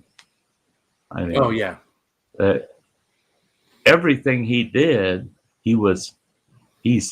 that boy went to drama school, I'm telling you, because everything was packed full of drama. He did a couple of the challenges you walked me into, and I looked at my reactions, and they were honest reactions, but they weren't near as interesting as watching him gagging and choking and then finally hurling in a wastebasket. And he's got tens of thousands of views of that. Yeah. and I've got 150, and it's like, well, what the hell? I did the same thing, and I handled it a lot better than him. Well, that's not That's what what they people want to wanted to see. And I thought, okay, I'm not. That's what I don't mind doing things people want to see, as long as what they want to see is something I want to do. Right. I'm not going to do that anymore. It's injure myself or be so uncomfortable because that takes the enjoyment out of doing your channel. And I tell everybody, if you don't have fun doing YouTube, what the hell are you doing it for? I mean, and I enjoyed pushing myself. I enjoyed pushing myself when the whole League of Fire thing came out. But when that all started getting wonky, it was like, I lost the enjoyment out of all of that. And then you start wondering if some of those people are really doing what they say they're doing. So yeah, really. Hey there, John. Good to see you. Because I was doing this long before League of Fire. I was doing it because I enjoyed it. I was doing it because I was trying to build a channel. And then League of Fire came on, about a year and a half or so ago. And, I haven't submitted anything to them in probably a year. Yeah. And, League of Fire, I thought it was cool when you first started with that. Mm-hmm. Your standings were growing. You're getting them way up there in the list. And then we got these real extremists. Yeah, he was number 5. Number 5 at one point. Out of a lot of people, too. I mean, was there 300 and some? Right now, there is, yeah. Easily. But then all of a sudden you got these real extremists on there. If you're going to sit there and eat 105 Reapers in a sitting, now who the hell else can sit and compete with that? That's where the competition got to the point where it was like, okay. That didn't bother me. When you can eat 105 Reapers, that's cool. Yeah, that they can do that. What bothered me is when people started chugging bottles of hot sauce. And that too. Bottles of hot sauce were priced for the League of Fire to make money. And then you start wondering if these bottles of hot sauce that the person's chugging are actually the real bottles of hot sauce. If they're not somehow, especially when you've done some of them where they just ripped your guts right out. I mean, and you were handling a lot of super hots at the time, and then you chug down a hot sauce and it's ripping you apart. It's like, why? And then you see somebody chug down 30 bottles of that crap, and you're like, exactly what? No. How do you survive that? So it got. If I were a beginner, it's a different story. But where I was at the time, my voice is going, wow. But I started getting that feeling like those that could go that terribly extreme, where it was almost like it's beyond your conscience that you could ever imagine, because you've tried super hots and you're going, no, there's no way the human body can tolerate that. And then it started making me feel like, how many people out there, it would be fun for them to try certain things and challenge themselves, that said, ain't doing it because of those people, or foolishly attempted to do that, and they should have never gone there. And then it ruined them because they overdid it, because they watched somebody that drank 20, 30 bottles of hot sauce.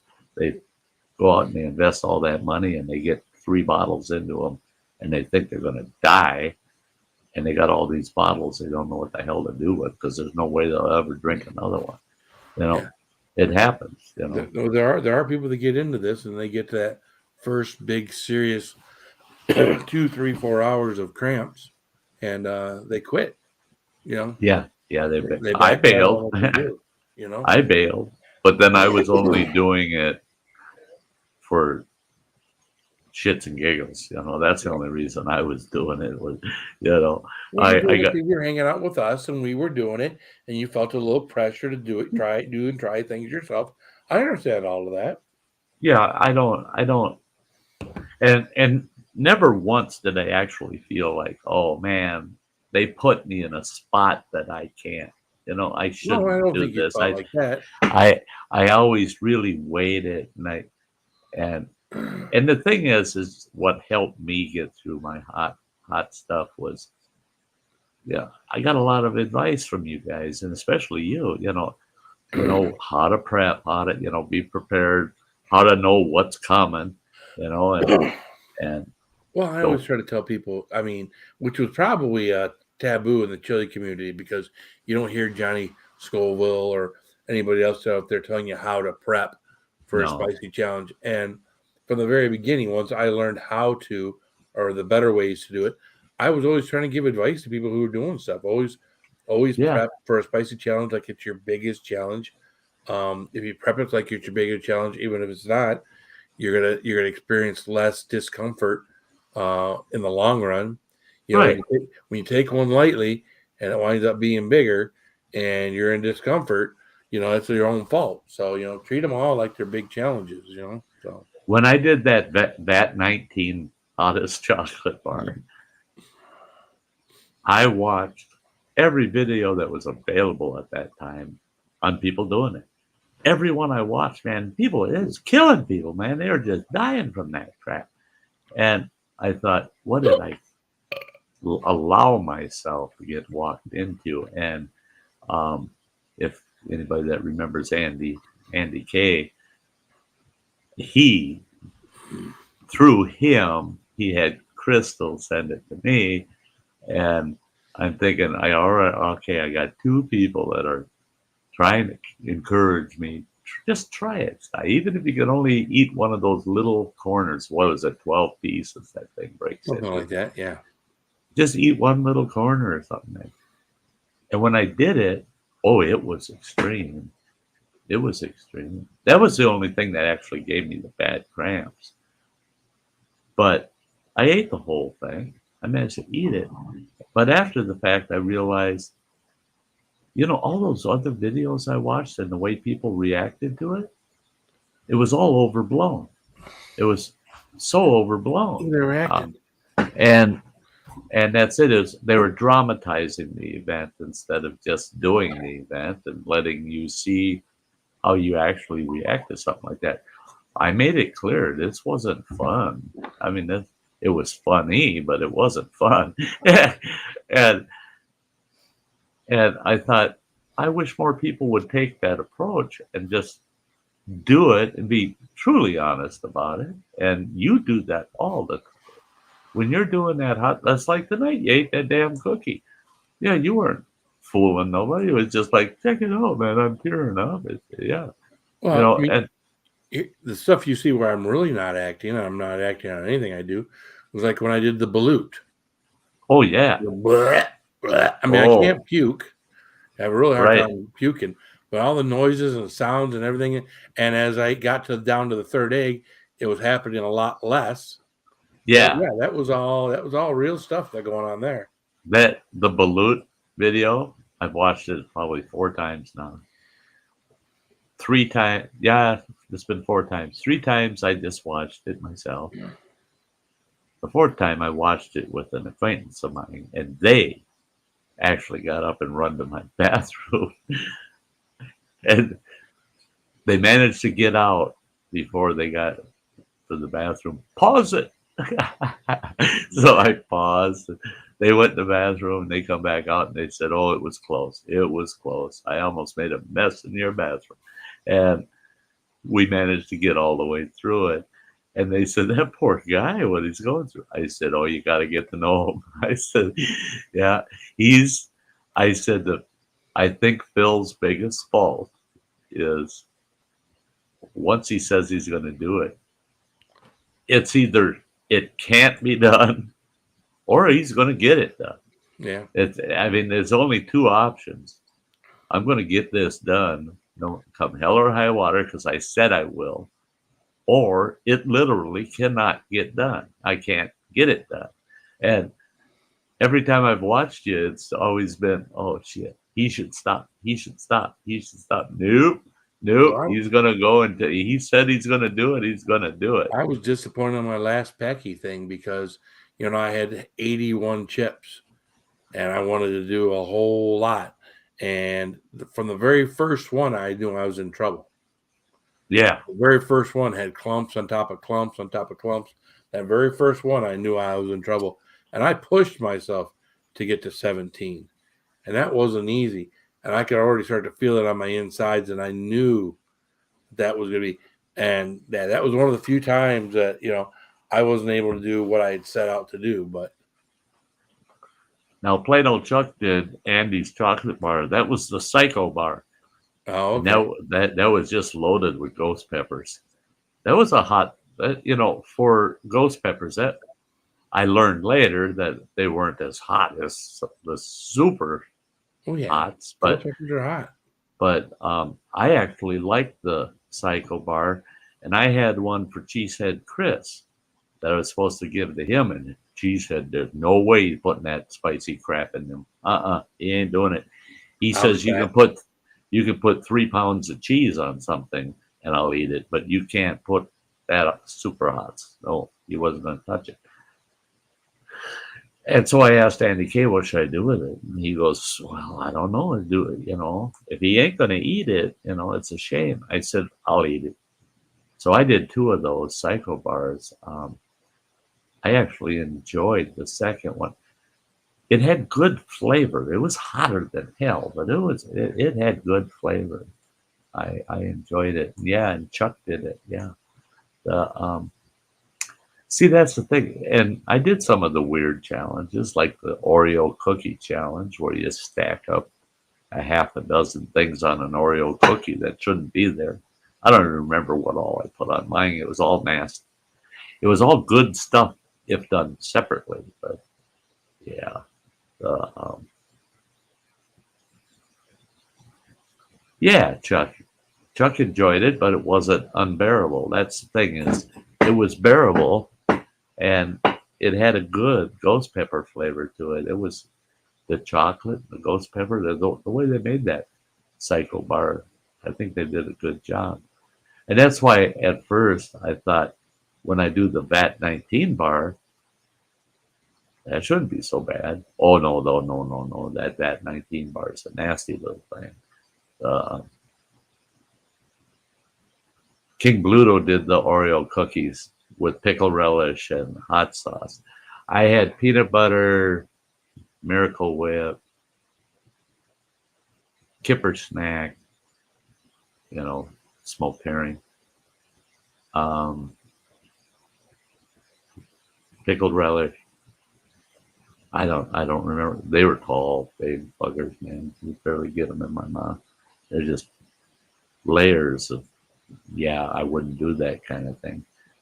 And I chowed them down.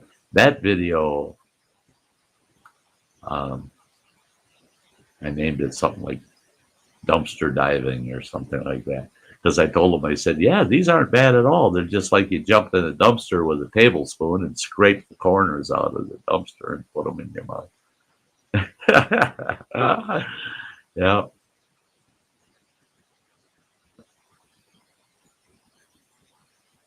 Oh, Plano Chuck says he sent Jeremy some ghost pepper chips and cheese dip. It was pretty good too. That actually sounds good. I had the other day, Bumblebee Tuna makes these little snack on the go packages of tuna salad with crackers, right? Well, they've got the regular tuna salad, they've got the cheesy tuna salad, and they've got the chipotle. And well, the chipotle's got a little bit of a kick to it. I mean, it's got a good little kick to it. And I don't eat a lot of solid foods, but one of those Bumblebee, I think it's Bumblebee, snack to go packs, I can get that down without a problem. So I eat probably 3 or 4 of those little Bumblebee snack packs to go a week. But the Chipotle one I'm hooked on now because it's got a good bite to it. I Chipotle usually is, to me, doesn't, I've had different Chipotle barbecue sauces and other sauces, and it's like, oh yeah, if you want a little mild sauce, spicy sauciness, that's a good way to go. But this one, it's got a good bite to it, tuna with Chipotle. And I sit there, I eat one of those snack packs in a flash, because I like that kick, that little spicy kick. And they've got a roasted red pepper Campbell's tomato soup in these little microwavable sip containers. They're not very big.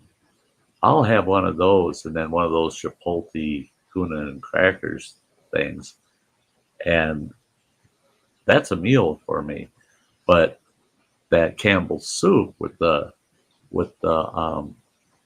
smoked red pepper, that's got a little bit of a bite to it too. And boy, it puts an awesome new twist to just plain old tomato soup. So that's almost my exclusive soup that I drink now. Running water.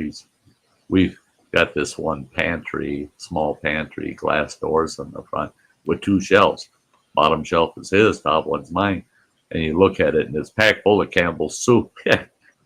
I mean, he loves those microwavable tomato soups, and I got a bunch of those. But I've been going to Walmart. I'll buy a whole box. It's got 8 of those things of soup in them, and I'll get regular tomato. I'll get the tomato with sweet basil, and I got to get a full flat of the ones with the smoked red peppers. The one with the smoked red peppers, I find, like now I got 2 left out of the 8, and the other 2 flats, I've got 4 or 5 left of the other 2 kinds. So it's next trip, I'm gonna skip probably the plain old tomato and just go with the sweet basil and the smoked pepper ones, because yeah, I'll probably get 2 of the smoked pepper ones. The Diablo's brisket sandwich from Arby's the other day, it was pretty good, messy but good.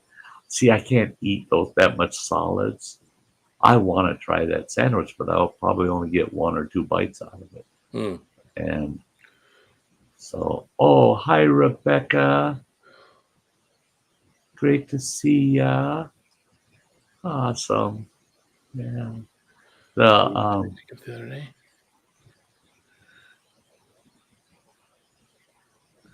day herring? What is day herring?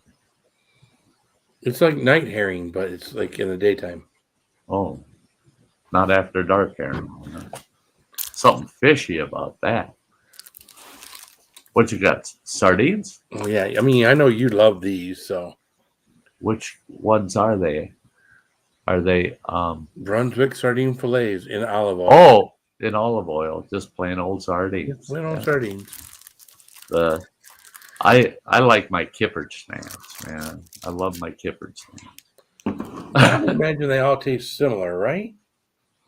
Well, not really. I mean, to me, they all taste like shit. So I got some running water, got them for me and had them shipped to me, and I think there was 8 or 10 cans, and they're good size, and they were kippered snacks. So they were smoked herring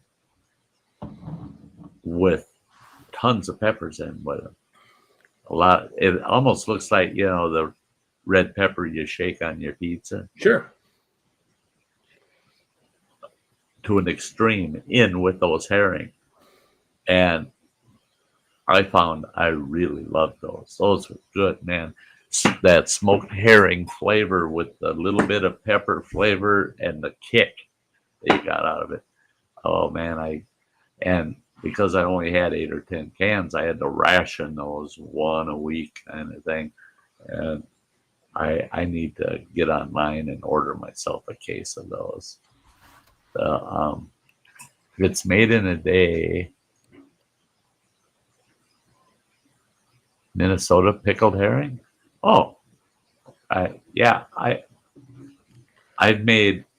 I haven't pickled herring from the Great Lakes here. You know, I'm right on Lake Superior.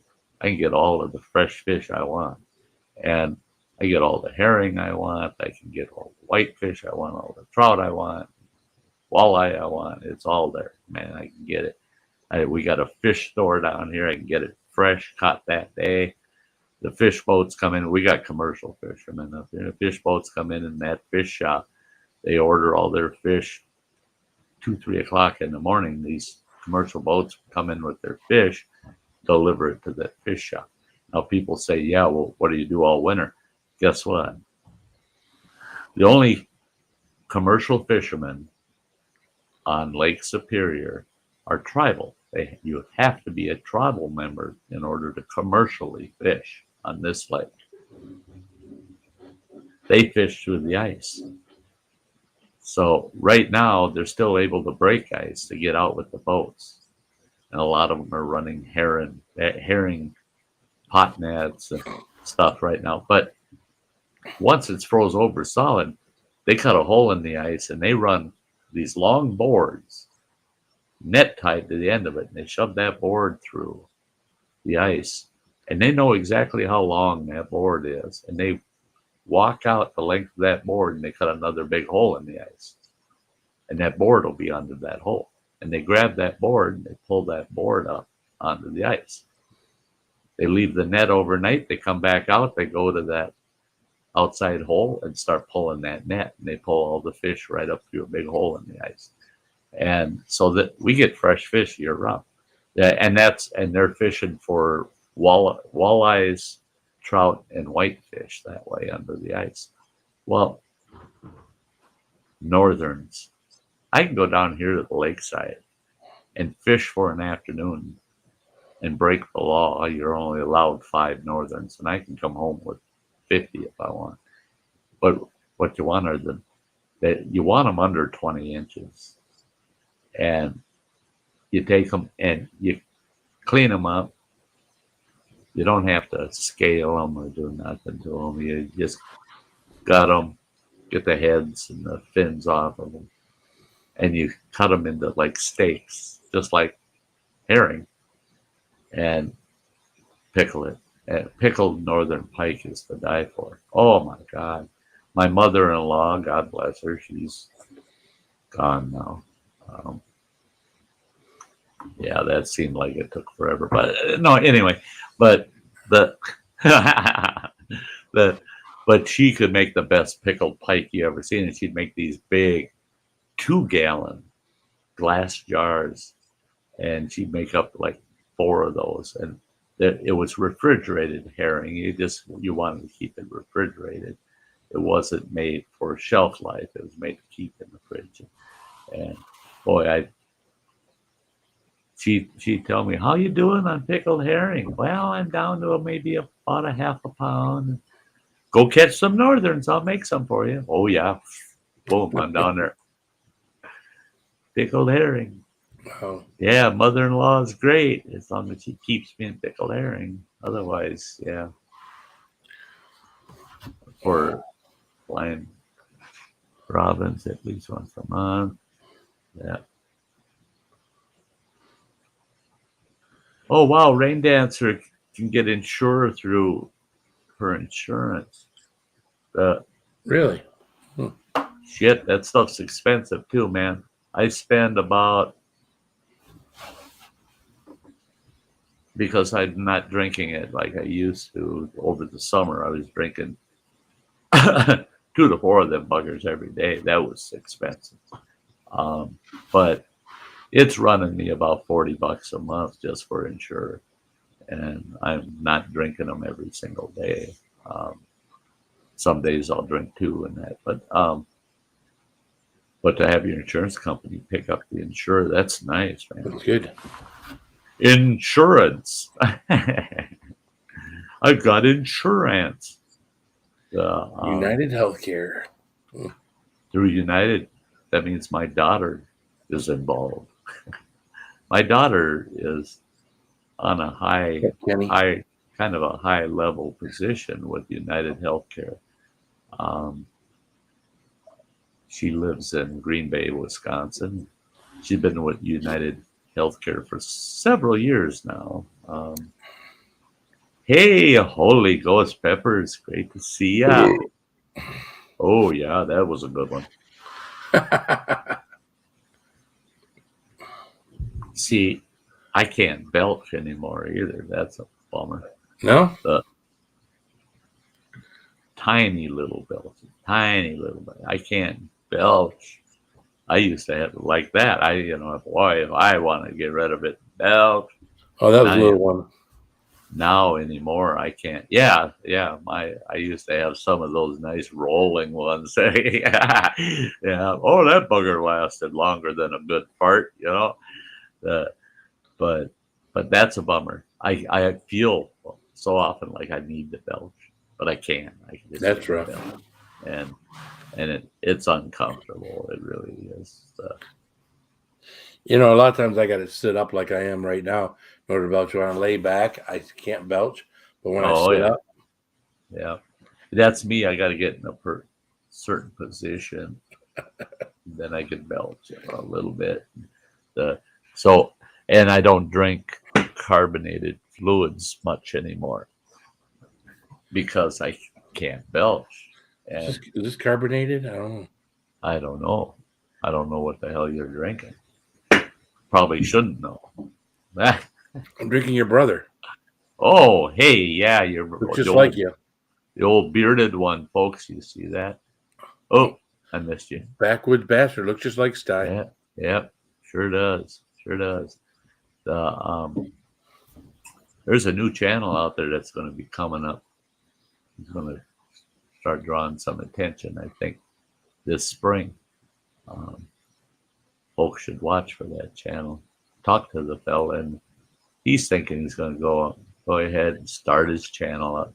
His channel exists, but he ain't got no followers, nobody. It's just a dead channel just hanging out there.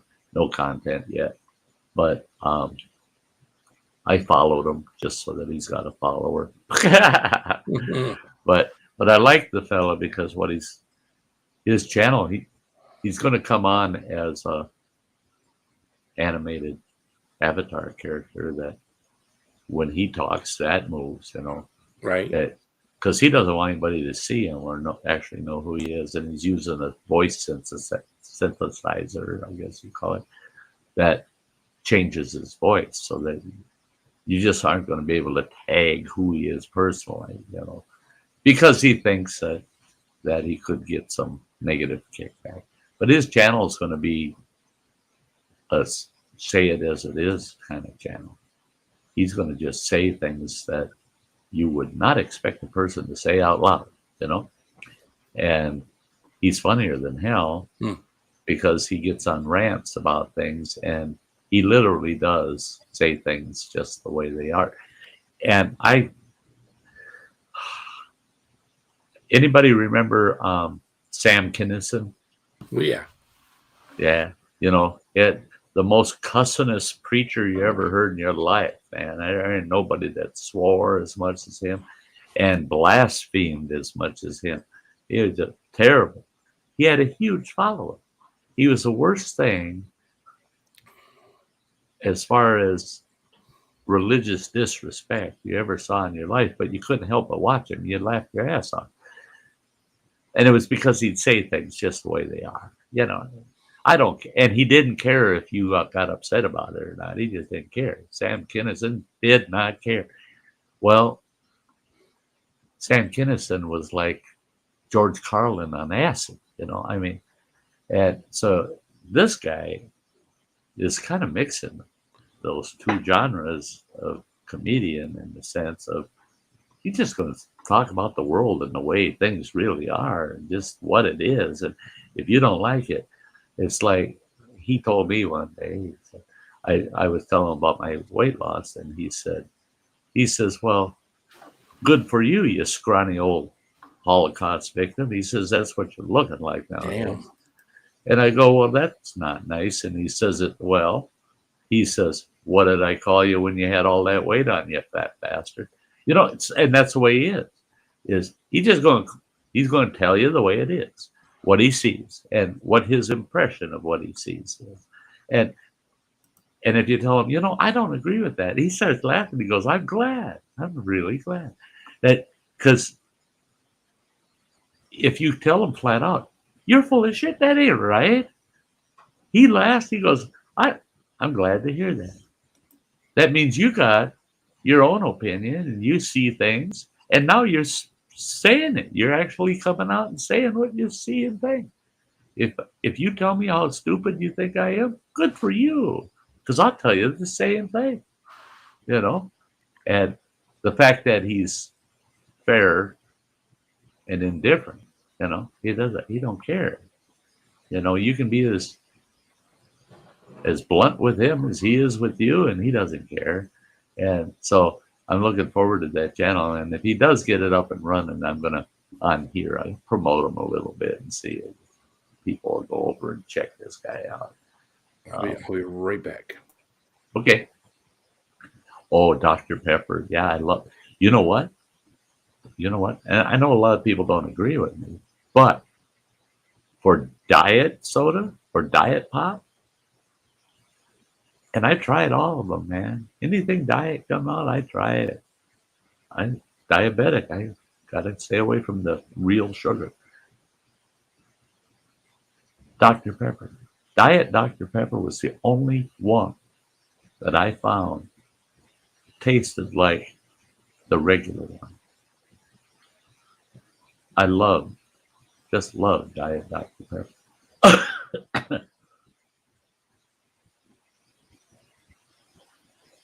Justin says I have a good burp every time I have a Dr. Pepper. Yeah.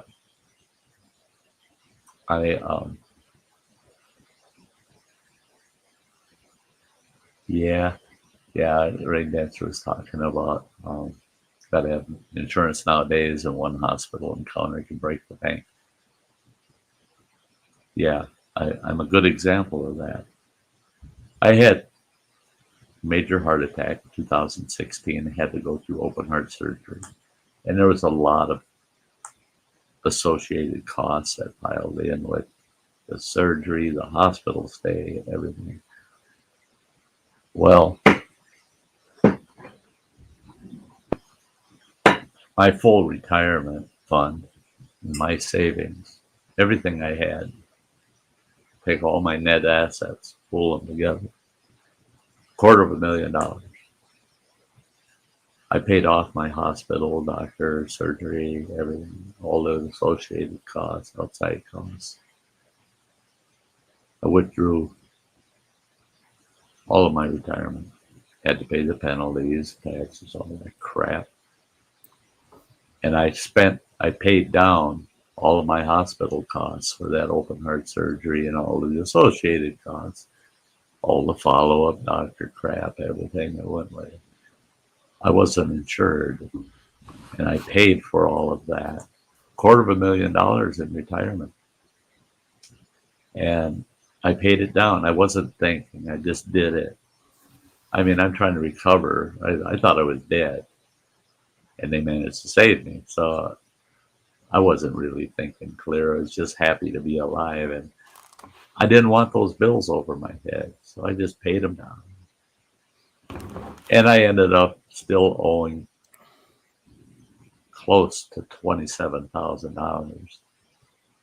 That's still hanging out there. I pay a little of that every month, But then this very dear attorney friend of mine that happens to be my attorney, and when I was in business, when I had the Camp WTF, I had retained this friend, attorney of mine, with a $10,000 retainer for the business. And when we shut down the business, they transferred the retainer to me personally, and they became my personal attorney under that retainer. I said, that's cool. And it's one of those deals where that's $10,000 I spent when I was in business. Never did have that money in my personal hands. It came out of my business. Well, now it's transferred to my benefit, and I can get $10,000 worth of legal assistance off of that retainer. And so it was money I never touched, so I didn't miss it, and I'll let him keep it. Well, she gave me a call and she says, I need to talk to you at the office. I said, nah, I don't want anything charged against my retainer. She said, come on, this is a freebie. She says, if you're more comfortable, can I take you out to lunch? I said, yeah, that you can do. You can take me out to lunch. So she took me out to lunch one day and she says to me, she says, I want to talk to you. She says, we haven't talked since your heart surgery. I know you've got to have a huge liability hanging out there for all that medical, because I know you're not insured right now. I said, yeah, it's not that huge. And she says, how much? And I said, yeah, about $27,000. She goes, don't lie to me. There's no way in hell you had open heart surgery for $27,000. Her father had just gone through the same thing. Well, I said, no, it's only $27,000 because I closed out all my retirement funds. I had 3 and I closed them all out, took all that money and paid down the medical costs so I don't have such a huge outstanding balance. Oh, she was livid. She was livid. She says, for $1,800 out of your retainer that you wouldn't have to take out of your pocket, I'd take it out of your retainer. She said, I could have bankrupted you and you wouldn't have owed a penny, not a red cent. I go, say what? She says, you'd be still sitting here with that $250,000 in your retirement. I thought, what? Say what? I just never. Now, in my long lifetime, I have filed bankruptcy twice. And they were for minor amounts. I mean, it was ridiculous, actually. I look back at those 2 events and I go, why'd you even do it? You know, because I came flush within a few years later. And I could have paid down those debts if I would have just kept them at bay for a while. You know? But it never occurred to me on this medical issue that I could have filed bankruptcy on it. And because there's no way, if you looked at, I was no longer employable at that point. I had no work, had no income, had no insurance. I could have easily filed bankruptcy on it. But it never occurred to me. I had that $250,000 in retirement. Pay it down. And that's what Rain Dancer is talking about, is so true. You just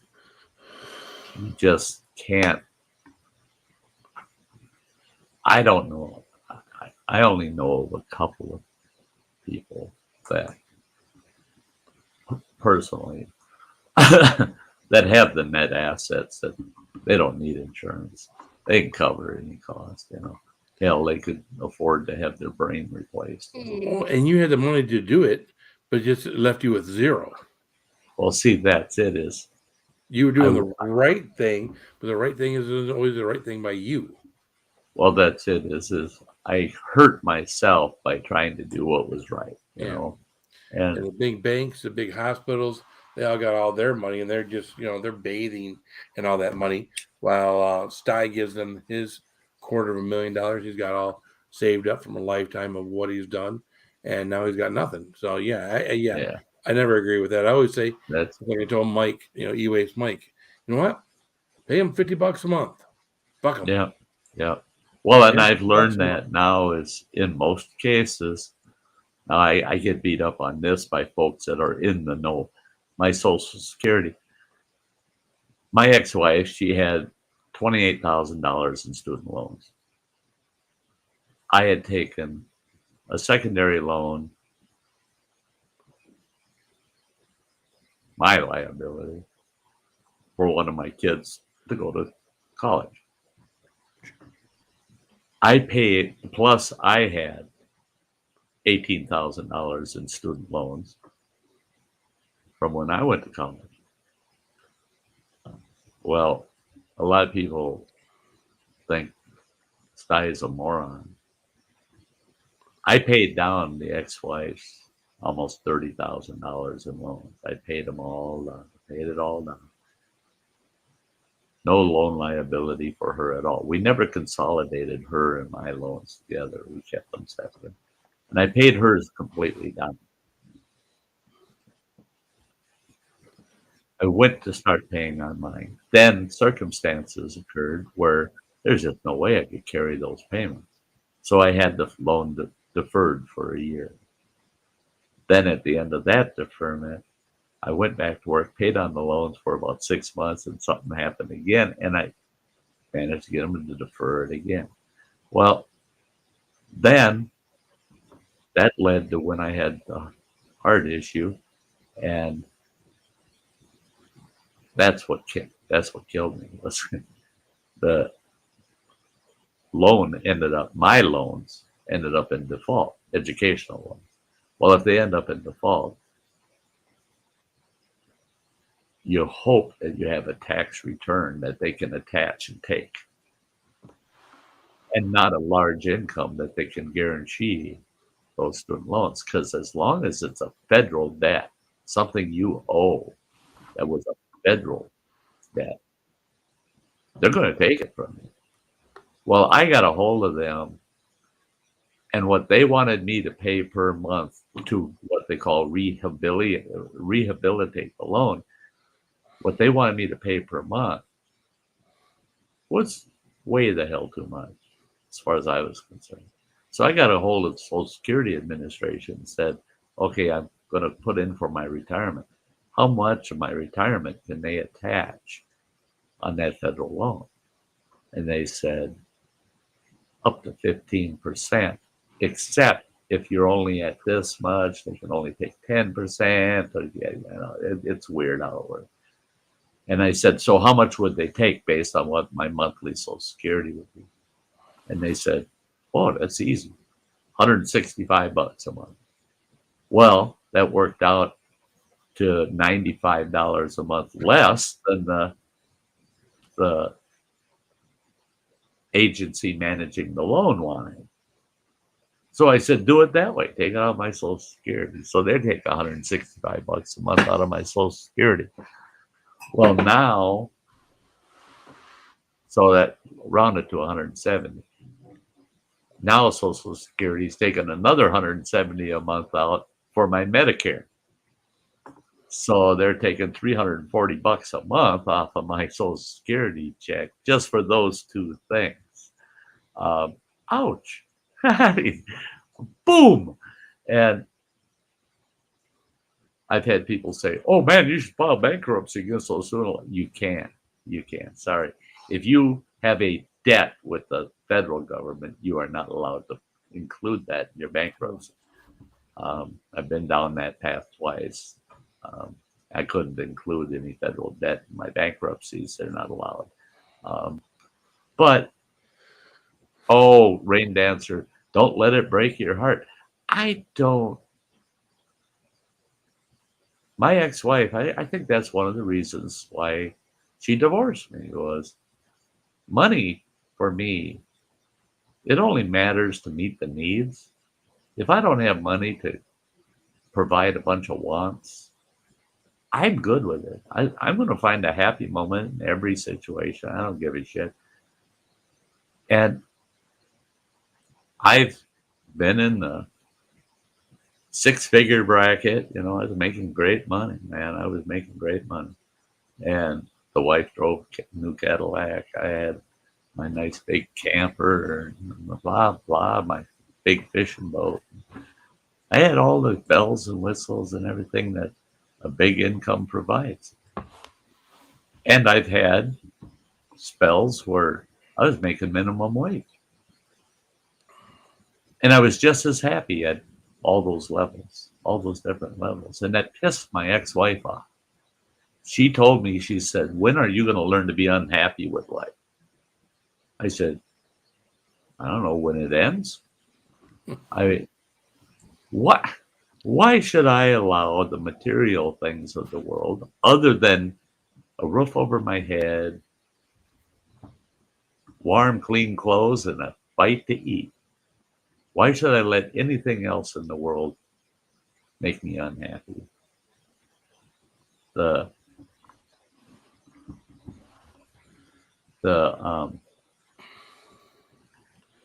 medical hardship, it can be waived. Well, they haven't waived my Medicare. I put in a request for that waiver, and the assistance they provide for the Medicare Part C, is it the prescription? You get that separately from a different insurance provider, and then they'll subsidize that, pay part of that for you. Well, I got that all set up, and for my medications, the premium, they got knocked down to $45 a month. So I would be paying the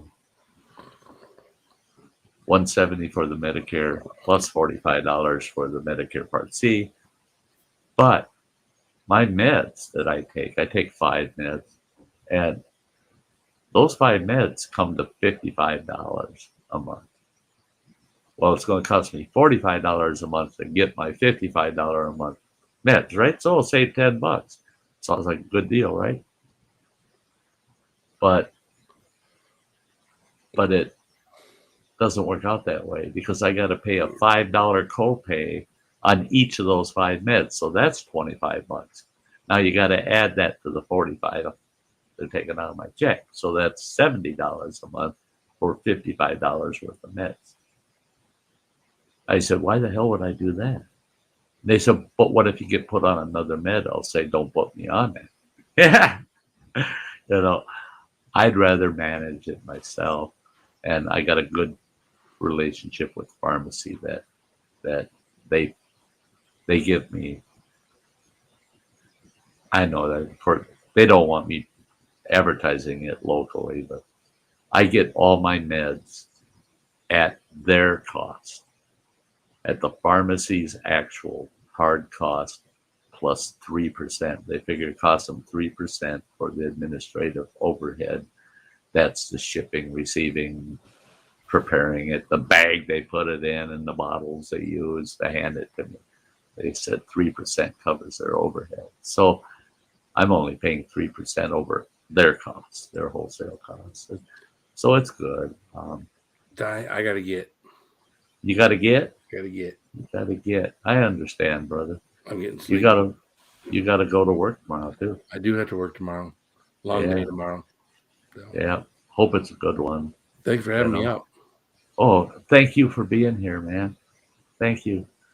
Yeah. Hope to see you throughout the week. Everybody have a good night. Say bye to Phil, everybody. Keep it spicy. Yeah. Yeah, Rain Dancer. It's easier to be happy than wallow in misery. That's it. Yeah, you do your best. And where you said you need that $165 to eat. Well, actually, I have enough every month. I eat just fine. I can eat whatever I want. And I smoke. I can afford that bad habit. That bad habit's not terrible. It costs me about $60 a month. But I had gas in my truck. I can afford to go camping. Life is good. Life is good. I'm just explaining how it plays out, and I guess what I really would like to do is just set the example that don't let the world get you down.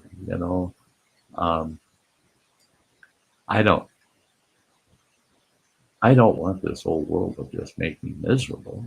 I want to be happy in life, and I am here.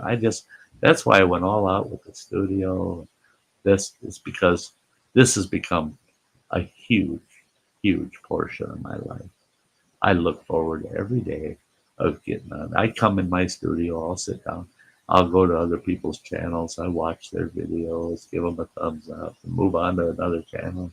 And the Ray Dancer says, I know your son will not let you suffer. He's a good son. You know what my son does? What Running Water really does for his old pop? He lets me be me. He lets me be me. And just so folks know, Running the Water and I don't always see eye to eye. We get in our little spats once in a while, but you know, we've got such a good, strong mutual love and respect for each other that we can get in a little disagreement about something, and it can sound like it's pretty harsh, but both of us are good debaters. and we always, we don't always come eye to eye, but we always walked away from it saying, all for the better. Love you just as much as I did before we got in that spat, you know? And that's important. That's important for going through life. Just, by golly, love and care about people. And, you know, we got to let some of the world just kind of roll off our shoulders, because if we want to be miserable, it's easy to do. And I've allowed myself to get in that trap. I've allowed myself many times throughout life feel like, oh my God, this is terrible. Life sucks. I'm miserable. Yeah, don't let it happen. Yeah, Matt, you're absolutely right. He says there's positive in the negative, though we can't see it easily. That's it. Some of the most negative, terrible things.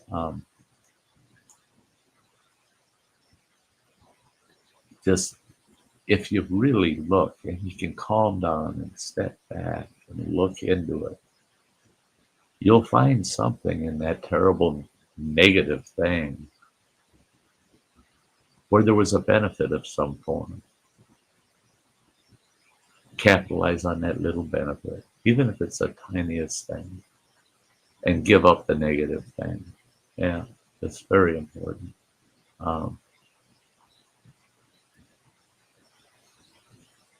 Justin Anderson saying you're born a willow or an oak. That's, and I think your bark can get a little thicker and your wood a little stronger through the years if you pay attention and learn from how the world impacts each of us. Yeah, I like that. I like that.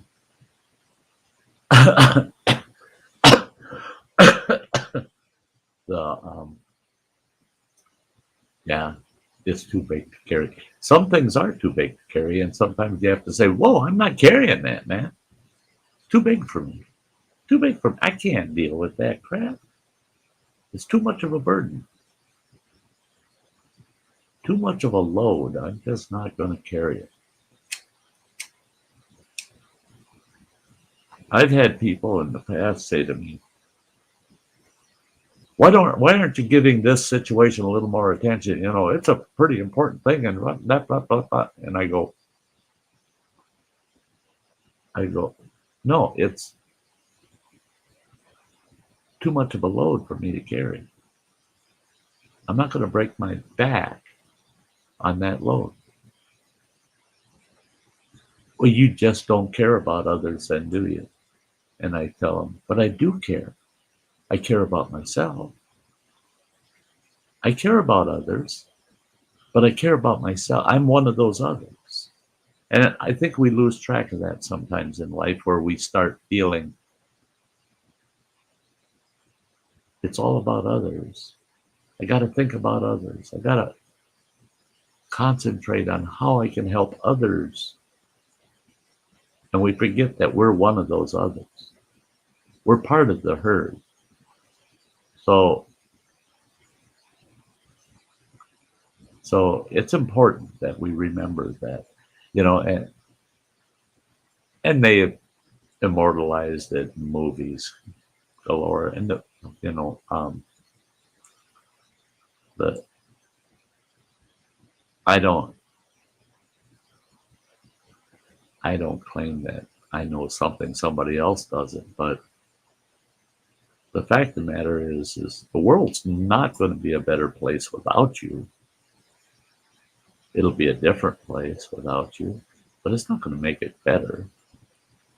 Now, if you're a serial killer or some psychotic crazy person, or yeah, just downright nasty, the world may become a better place for others. But maybe all those negatives you created taught people to be a little more positive themselves. Yeah, you just never know. It's hard for us to know what life would be without us in the picture. It could have a lot of positive effects, or it would very easily have negative effects without our presence in life. And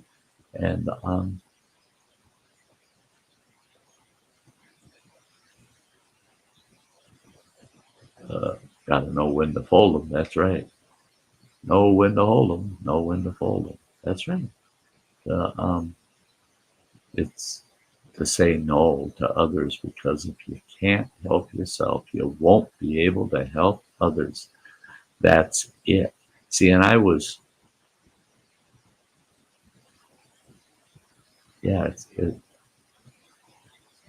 and it is very okay to say no.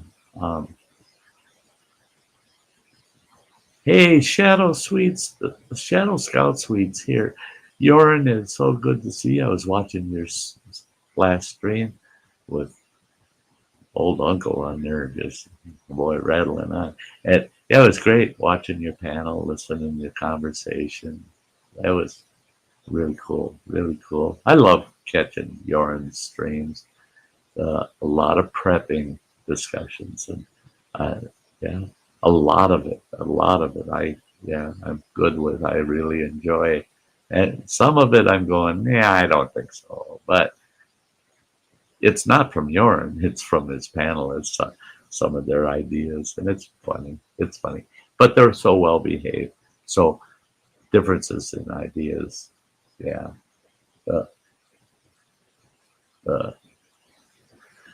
But yeah, Yorin, it is awesome seeing you.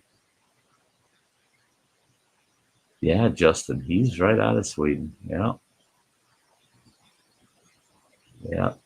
The Rain Dancer saying here, let's see here. Yeah. The void is felt by those that love us. That's right. Yeah, I totally agree. And Rain Dancer said there's people who will suck you dry if they can. Oh yeah, yeah, they will. And you just gotta kind of watch for if that's occurring, and try to protect yourself. And I was terrible about that for many years, where someone would need help and I could not afford to help. I had to think of myself and my family, but I'd see what they're going through and I'd say, boy, if I was in that position, if somebody could just help me out, and I'd step up and I'd help them out, and then I'd have to go home and the wife would say, we have this situation, we need to do this, and I go, we're going to have to figure out a different way. Why? Well, I just helped so-and-so out, and I don't have the resources. Hurt myself helping others. That's not, and what that did was make it so I couldn't help anybody for a long time because I had to recover from over helping in the past. and that's it. It's, yeah, you have to come first. Now that's one thing I used to.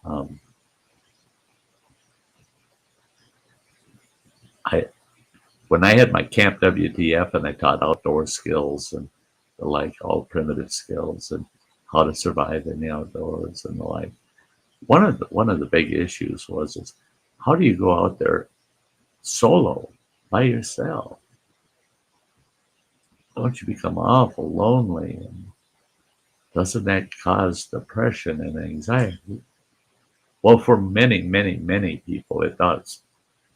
But what you have to do is, first thing you have to learn is you need to become your own best company.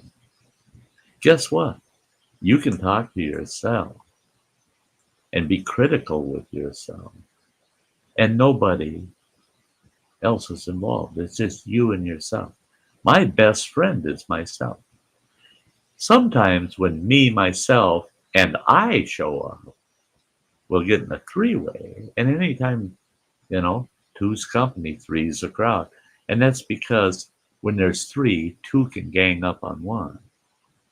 When it's one-on-one, nobody can gang up. But if there's three, they can. And in my own mind, me, myself, and I sometimes will get in a discussion, and one of us will get ganged up on. And it's usually me. Myself and I are telling me, Sty, you're being a dope. You're being a moron. That's stupid. You're getting, and I'm saying, but now wait a minute. And myself and I will convince me of where I was mistaken and wrong. And yeah. And if you become your own best friend and you realize you can trust yourself, you can tell yourself something and trust that it stays with you, you'll find that if you're in an isolation situation, I don't care if you're in the great outdoors somewhere for months on end, or you're trapped in a home all by yourself, learn to trust yourself. And if you have a problem, take it to yourself and work it through. Make yourself become your best friend.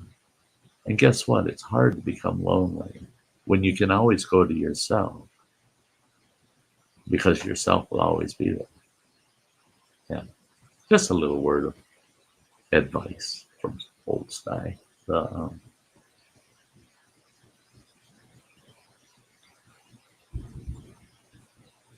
Rain dancer lives alone and is okay with it. See, that's me. I see running water online, but I don't see them in person but about 4 times a year. And those are short, about a week, week and a half long each time at the most. And over Christmas this year, it was pretty cool because he pushed it to almost 3 weeks. That was cool, but it was convenient because I was making the transition to move into his house. So we enjoyed our time together. Yeah. But I live alone and I'm good with it. I just like Rain Dancer. I'm okay with it. I'm okay with living alone. Having a companion. I had a companion. That ended it a little over about a year ago or so. I don't even remember how long it's been now, but we got together quite often, did things together quite often. We'd spend a lot of time together when we could. But we didn't spend every day together. We didn't talk every day. But when we were together, it was all quality time. It was great time together. Great time together. And because of things in their personal life, I kind of broke it off and said, I think my isolation and my own mental well-being, we're better off to keep it as a friendship, not a companionship. And it was because of things in their personal life that really were interfering with us being, kind of, if you have a companion, you feel a little more obligation and and um, and you just want to be there more for them. And if that's interrupted in any sense, something's interrupting that, and you can't change that, then it's time to change that status from companionship to more of a distant friendship. And if you're okay with living alone, it don't hurt. It don't hurt. Yeah. And Rain Dancer is saying our children have their own lives to experience. Exactly. Exactly. My kids, um, my kids, I, you know, you're a successful parent when your kids are doing their own thing. They're living their own lives. They're not out there chasing after things, but they're still attached to you. They got to talk to you. They got to, everything's got to be through you. And when that time comes and you see that transition, you see your children, they're living their own lives, man. They're going their own ways. They're doing their own thing. They're still staying in touch. They're still there, and they would be there for you if you need them. But they're not there all the time, and they're not putting a demand on you. That's unconditional love of your children. Let them become their own people and live their lives and be happy for them, especially when things are going well. Yoren saying, I have a beautiful wife and I'm happy to have the. I know how it feels, Yoren. I know how it feels. I was married for 38 years, and I joke about it. I tell people, oh, I was married for 38 years. That was the best, absolutely best 5 years of my life. I joke about it. We had a lot of great and a lot of bad times throughout that 38 years. But I have to say, more than the bad times, even through the most of the bad times, having a wonderful wife. She, as far as a wife goes, I would not, people say, well, if you had to do it again, I'd do it the same way. I do it. Even with all of our hardships, the heartbreaks, the troubles, the problems. Oh man! Even with all that, I'd do it again. I would do it again. I wouldn't. I don't think I'd hesitate. Wow! As of the 8th, Yoren will have been married for 22 years. Good for you. Good for you. I thinking about it. Holy Lord, it's 2022, and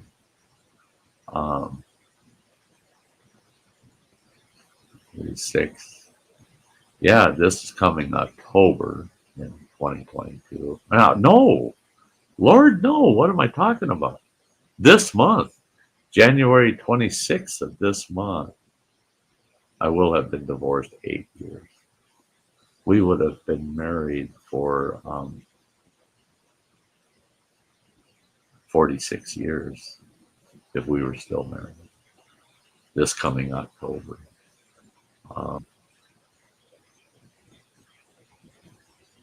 And that's hard to believe that you spend a lifetime with somebody. I was 18 years old when we got married. I was 19 years old when Running Water was born. My ex-wife was 16 when we got married. And if you think about that, 18 when I got married.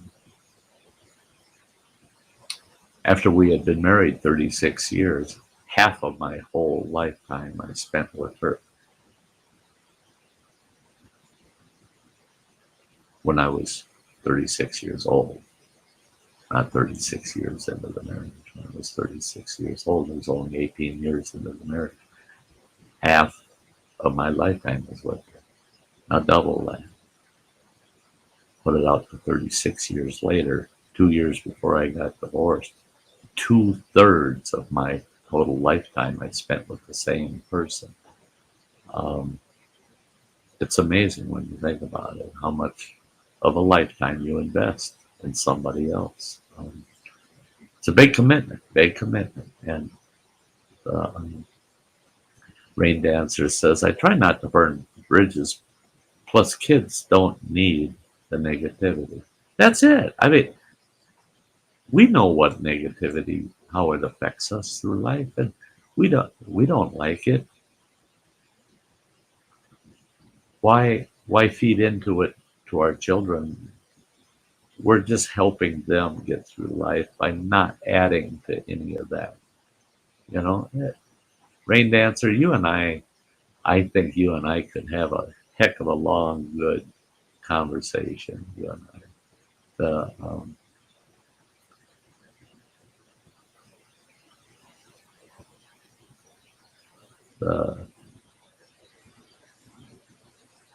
Yeah, Justin asking how are things in Sweden with everything going on.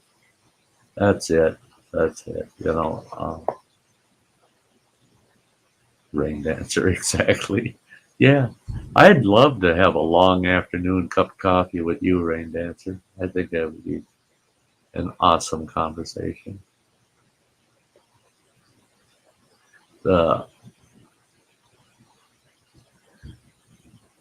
Not that I haven't done that in the past. That's a nice thing with StreamYard. If a person's got a camera, or even if all they can do is log in, they don't even have camera, just their avatar pops up.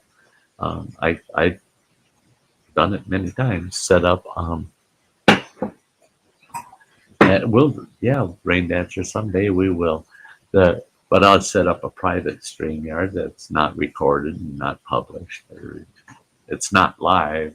Well, it's live for whoever's on it. But I'll get a YouTube friend up, and I set up a StreamYard. They come in. I send them the invite, and they come in, and we just sit and we chat. Now, I've done that with Crazy Ann. Everybody knows Crazy Ann. What a sweet girl. I love her to death. Crazy Ann and we did over 9 hours one time. We had a private StreamYard thing going on. And it was like 9.5 hours. And we just couldn't quit. We just rattled on and on. I can remember I ate a meal. Well, it wasn't mealtime where she was at. So she's in Norway. So, and then she had a meal, and we would invite a couple other people, close YouTube friends, into our conversation throughout that 9.5 hours, and they'd pop up for an hour or so, and they'd leave, and we'd say, well, wonder if so-and-so is available, and we'd contact them and say, hey, we got this private StreamYard thing going on. You want to come over and chat for a while? Sure, give me the link. And they pop in, and we chat with them for a little while. But we spent 9.5 hours talking with each other, and it was so enjoyable. I mean, we both went without a lot of sleep because of it, because we didn't start the doggone thing until very late in the day. And for her, it was late in my day. It was the middle of the night for her, and we went straight through the night. The next morning, in fact, we're still on there, and she's walking around with her phone, and she says, I got to wake Gunner up. That's her old partner. And she said, I got to wake him up. He's got to pull his nets. He had fish net out. They lived on a beautiful lake. He had the fish net out. And so we're chatting. She goes and wakes Gunner up. He wakes up, and he's looking, and he goes, well, who's on the phone? And she goes, oh, this is Sty. Sty and I have been talking all night. Oh, he starts in, boy. He said, and he's trying so hard. His English is so broken because of his strong Norwegian accent. He's a true Viking, I guess. Well, he started laughing. He goes, so you bring Sty in here and wake me up. I'm laughing, I'm yelling, good morning, Gunner, get your ass out of bed. And then we went out. She took me out with her phone, showing me down to the lake's edge. Gunner comes out, and he's pulling his nets, and they got this huge freaking salmon in the net that morning. It was such an awesome conversation. And it's the closest thing that we could have of being there together and chatting. And those are moments in life you just can't beat. Just can't beat.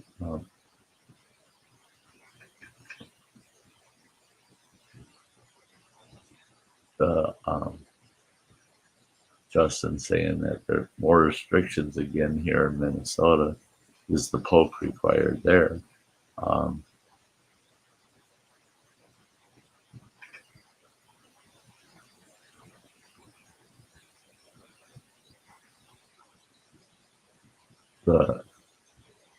Yeah, I don't have a clue where this whole thing with the boosters and everything is going to end up going in that, but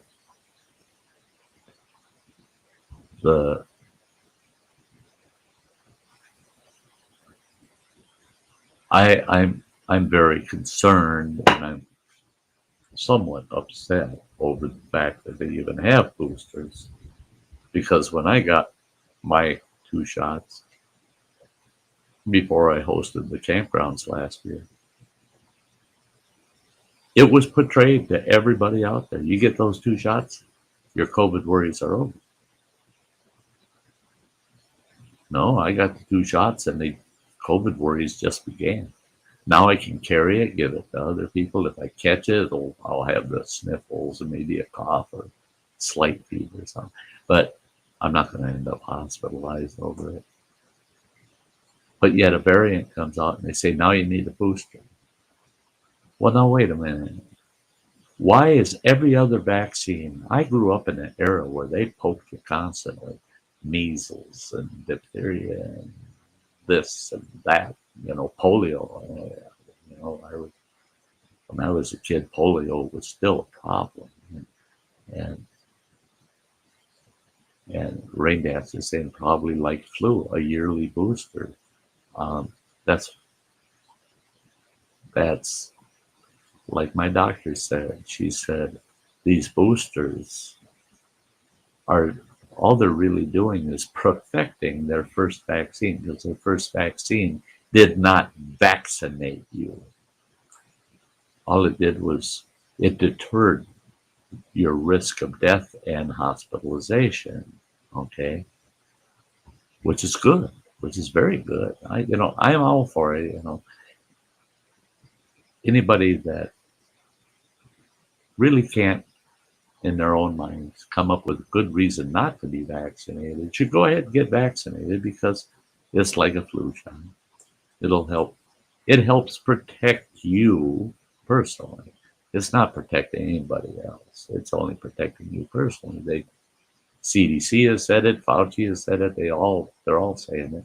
That, yeah, even though you're vaxxed, you can still spread it to those that are vaxxed or unvaxxed. So really, it's not a true vaccination. Where a polio vaccination, you cannot get polio and you cannot spread it. That's a true vaccination. This vaccination isn't a true vaccination.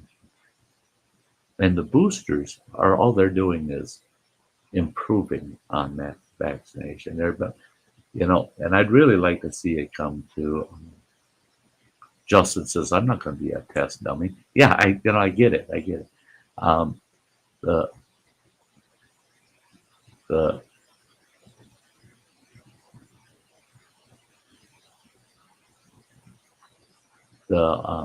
Justin says everybody that he knows that got the poke has gotten the virus. But for me, that's that hasn't played out. But I do know a handful of people that have been vaxxed and ended up testing positive, and they had mild symptoms.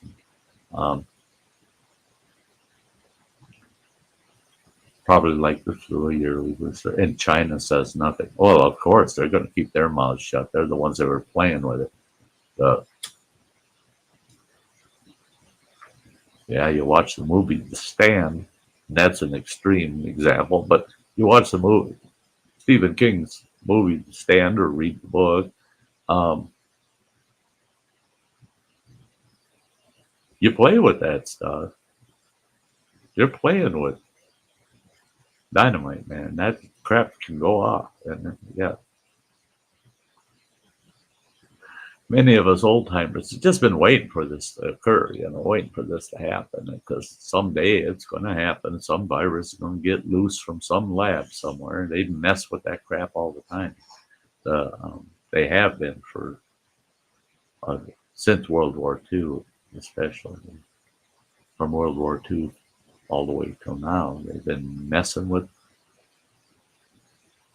anything viral, different bio warfare issues, and it's insane. It's insane. But it's a shame that anybody's got to go through life, even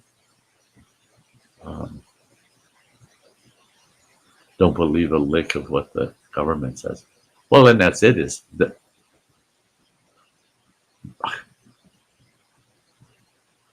if what they said wasn't always proven wrong, then we might have a little more faith in them. But I mean, especially the last couple of years, been seeing nothing but everything they say later gets turned around. They say something different, and you're going, but wait a minute, you said. And they go, don't worry about what I said, worry about what I'm saying. But you said, well, no, don't worry about that. Just take my word for it. Well, because you keep changing the story, it's hard for us to take your word, And the fact of the matter is the public in general only hears less than 10% of what the government knows. They don't share with us. They only share what they have to, what they're forced to share. Otherwise, they're not sharing nothing with us.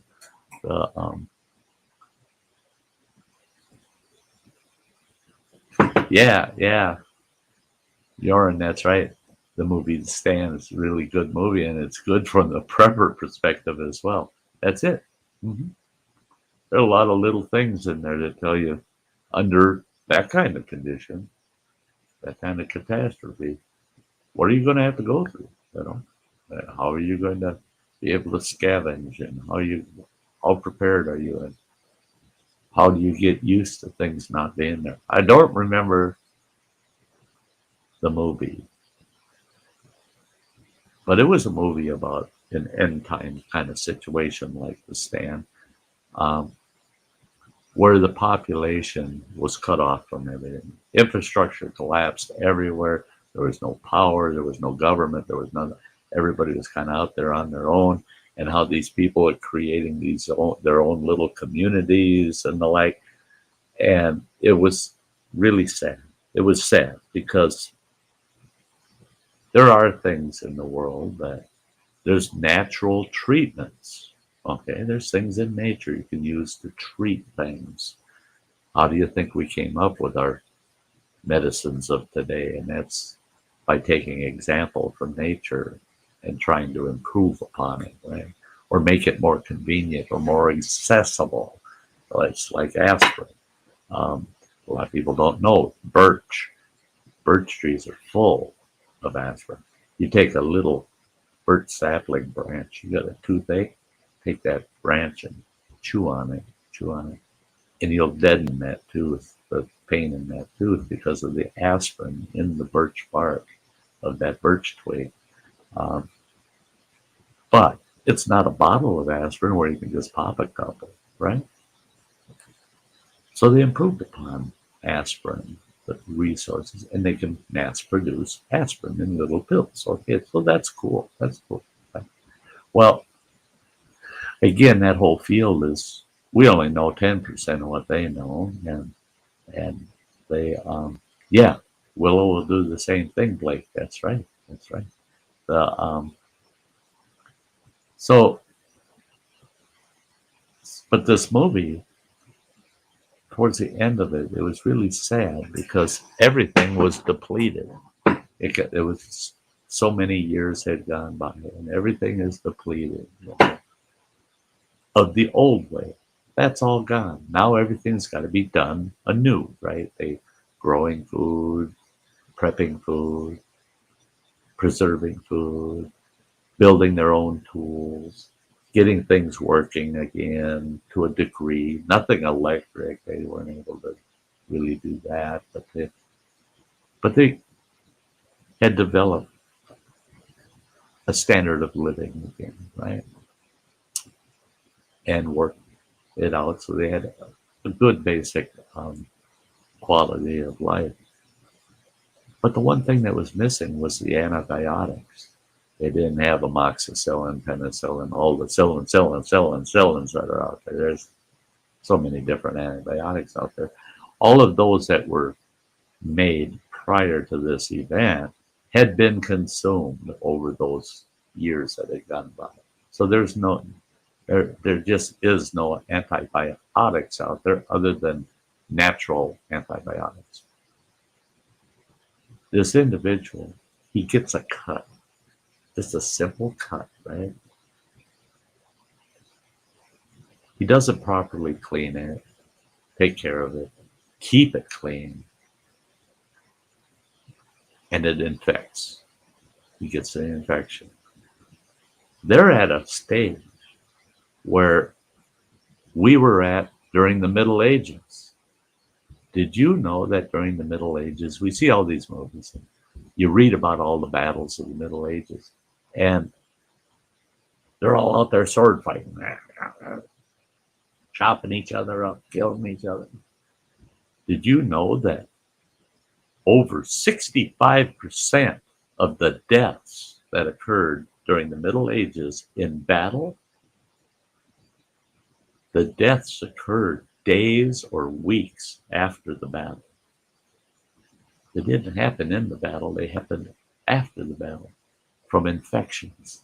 People died left and right from a sword cut, a little nick from a hatchet, just a nick, but it infected, and they got blood poisoning, and it killed them. And that's what happened in this movie. Is this one individual, he is very important to their community, got a small cut, but he didn't properly care for it. He got infected. It turned into gangrene. It spread. They tried to remove the limb. It's too late. It spread through his body. It killed him. Just a tiny little cut. Those are things that people don't think about. They don't think about it. And, you know,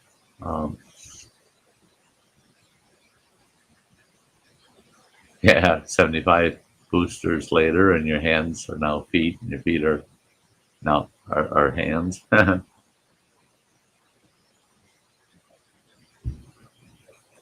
In the year 2525, if man is still alive, if woman can survive, you may find. Sorry, a little bit of throwback there. Yeah. In fact, I was just listening to that song this afternoon. I play some of the my era stuff when I'm working around the place. I'll be editing videos, and I'll have my Spotify running with all my old favorites back in the day. So this is nothing new, you know, what Matt J is saying out there. I've heard the exact same thing Matt J is talking about there 40 years ago. 40 years ago. I have a Sty Times topic that's called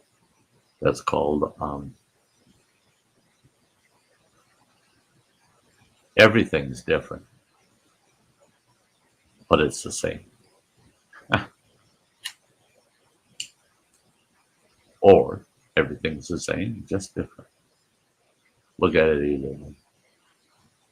There's nothing today that this old world hasn't had to deal with in the past.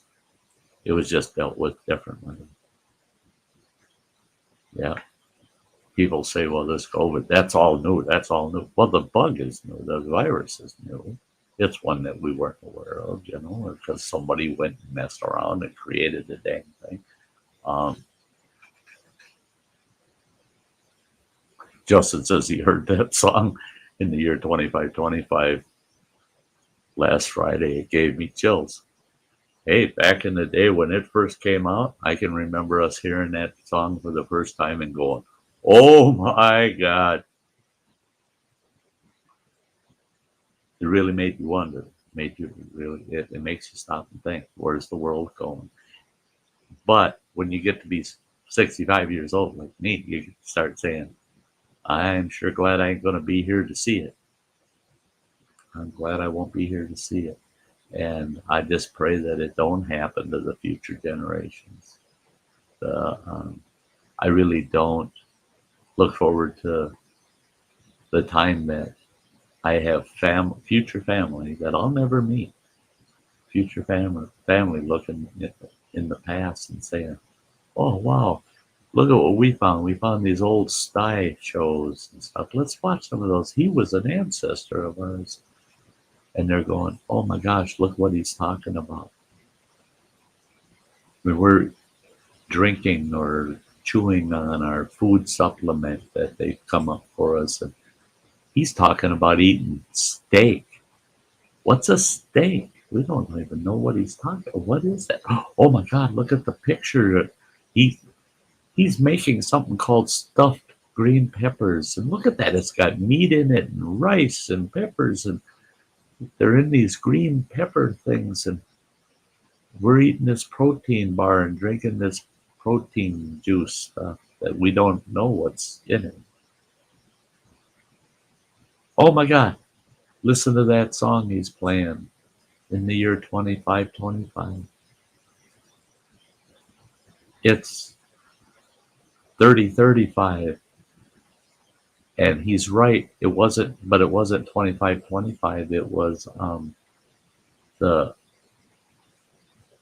year was 21 something. I feel for those people. I hope it doesn't go that way. I hope it doesn't go that way.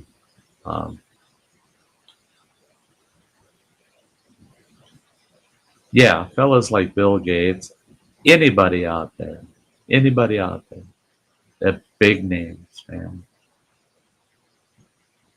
Bill Gates is one. Back again in the day, I thought, Bill Gates is cool, man. He's really making some advancements in the technology for us. Well, now he's got his nose so deep into social affairs and social engineering. He don't belong there, man. You're talking about people, Bill Gates. You're not talking about your damn computer and computer code. This is not ones and zeros. This is people. Warm-blooded, bleeding, crying, living, breathing people. This isn't one of your damn machines. Bill Gates, you need to stay out of it and get the hell away from it, because guys like you will bring us to 2525. Yeah, I totally agree.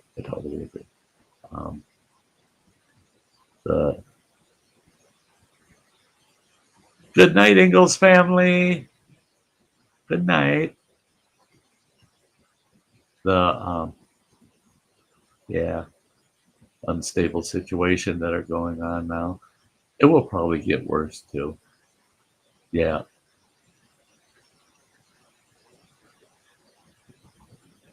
And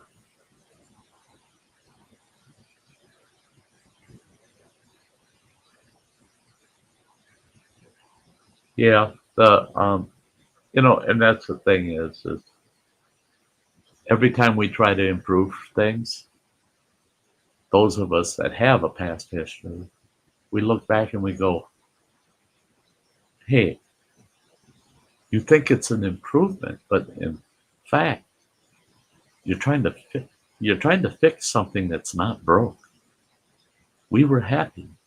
I guarantee you, without the internet and everything and YouTube and everything, even though now I love it, this is, like I said, a huge portion of my world.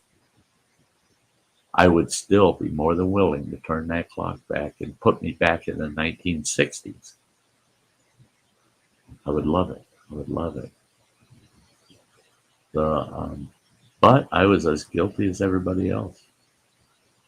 I was absorbed and obsessive about our space program from day one, right from the Mercury missions straight through to the space shuttles. I was enthralled by it.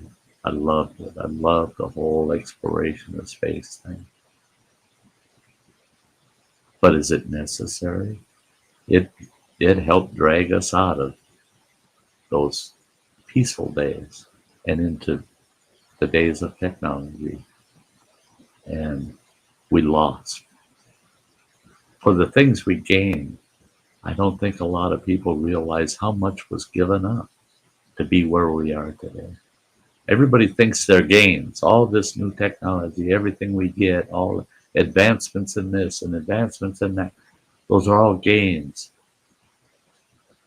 Wait till you've lived long enough and you realize what was given up for all these gains. Much more was given up than what's been received.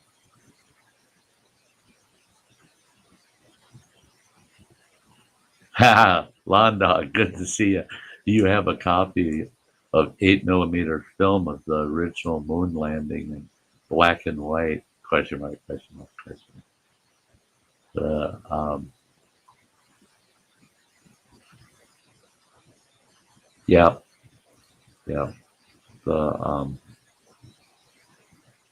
No, I don't. By the way, I don't. No, I don't. But I wish I did. My youngest boy, I hope he still has it. I gave it back to him. We had the projector and film reels from World War II. We had 3 that had footage from Pearl Harbor when it came under attack. I wish I could loan it to you. It's not mine. It's my youngest son's. And I returned it to him. I had it for several years and watched all the old 8 mils on it and kind of cataloged what we had there and then returned it all back to him. And God knows what he did with it. And if he still has it, he just moved. It's buried till God knows where. Yeah, Rain Dancer saying Eastern Washington is major farmlands. Yeah.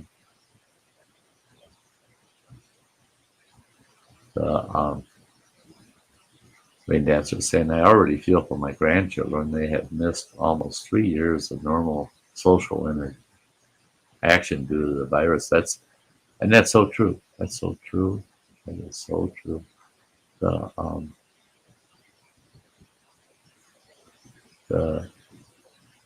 That'd be fun if you do have if you got an 8mm of the landing. That's cool. That's super cool. Yeah. Now I've got all of the clips that were ever available out there that were made public. I've got those all burned to DVDs.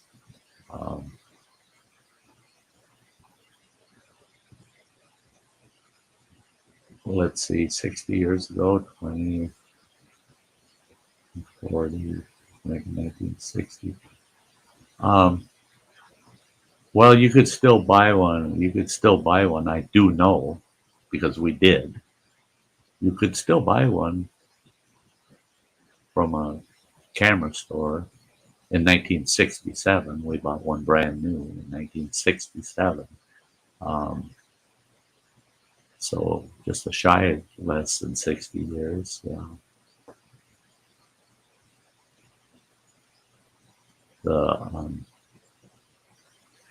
Large corporate farms and allowing foreigners to buy land in our nation that's a catch-22 that I wish Congress would do something about that and make it impossible for foreign interests to own real property in the United States. Rain Dads are saying I won't be microchipped ever. No, they are not. I tell you what, it'd take a dozen of them to hold this boy down to put a microchip in him. That ain't happening. You are not microchipping me for nothing. And you'll never convince me to be microchipped. Even if everything you could prove to me that microchip was all mine and nobody could see what's on it, what's going on. Just you, even if you could prove it, you ain't putting it in. Don't belong in it. Ain't going there.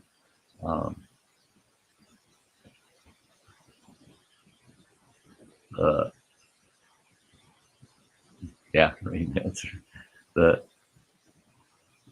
Guys, this conversation's gotten quite a ways. We're almost 15 minutes past the 3-hour mark, and I'm gonna need to wrap it up, folks. I got a couple of tasks I got to get done before I call it a night. My typical nights end between midnight, 1 o'clock in the morning. You're saying, and you can also open doors with it and pay for your groceries and your medical journals, vaccine pass. They said it will be mandatory in the future, and that future might come sooner or later.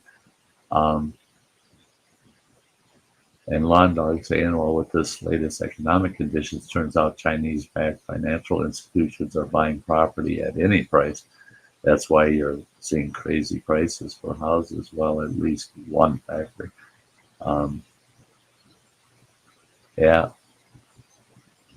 Matt saying if they're giving out chips, I want ranch Doritos. Now those chips you can give me.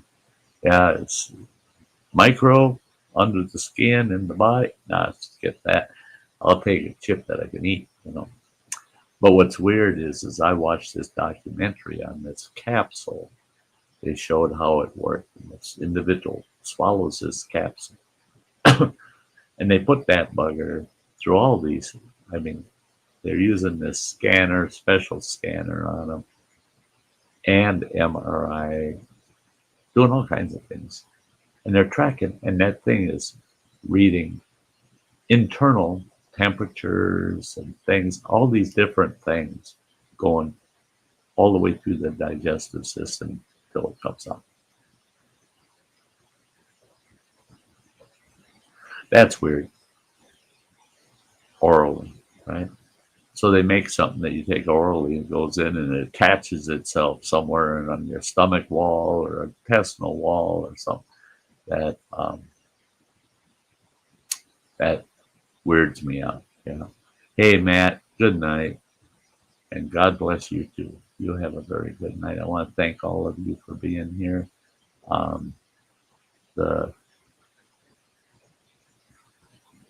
For those of you that popped in kind of late, sorry, but I do have to wrap things up. You're saying those that don't accept that chip will be thrown out of the society and will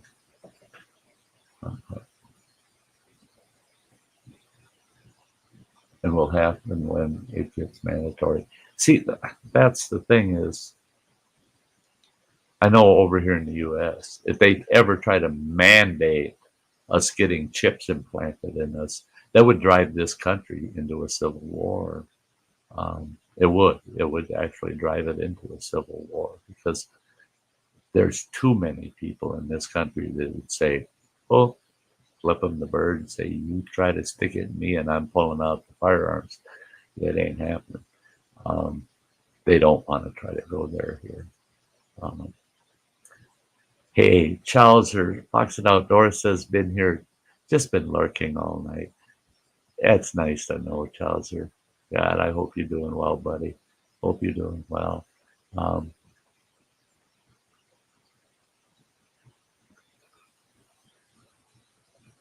Yeah, Rain Dancer, they have internal markers in a way. Yeah.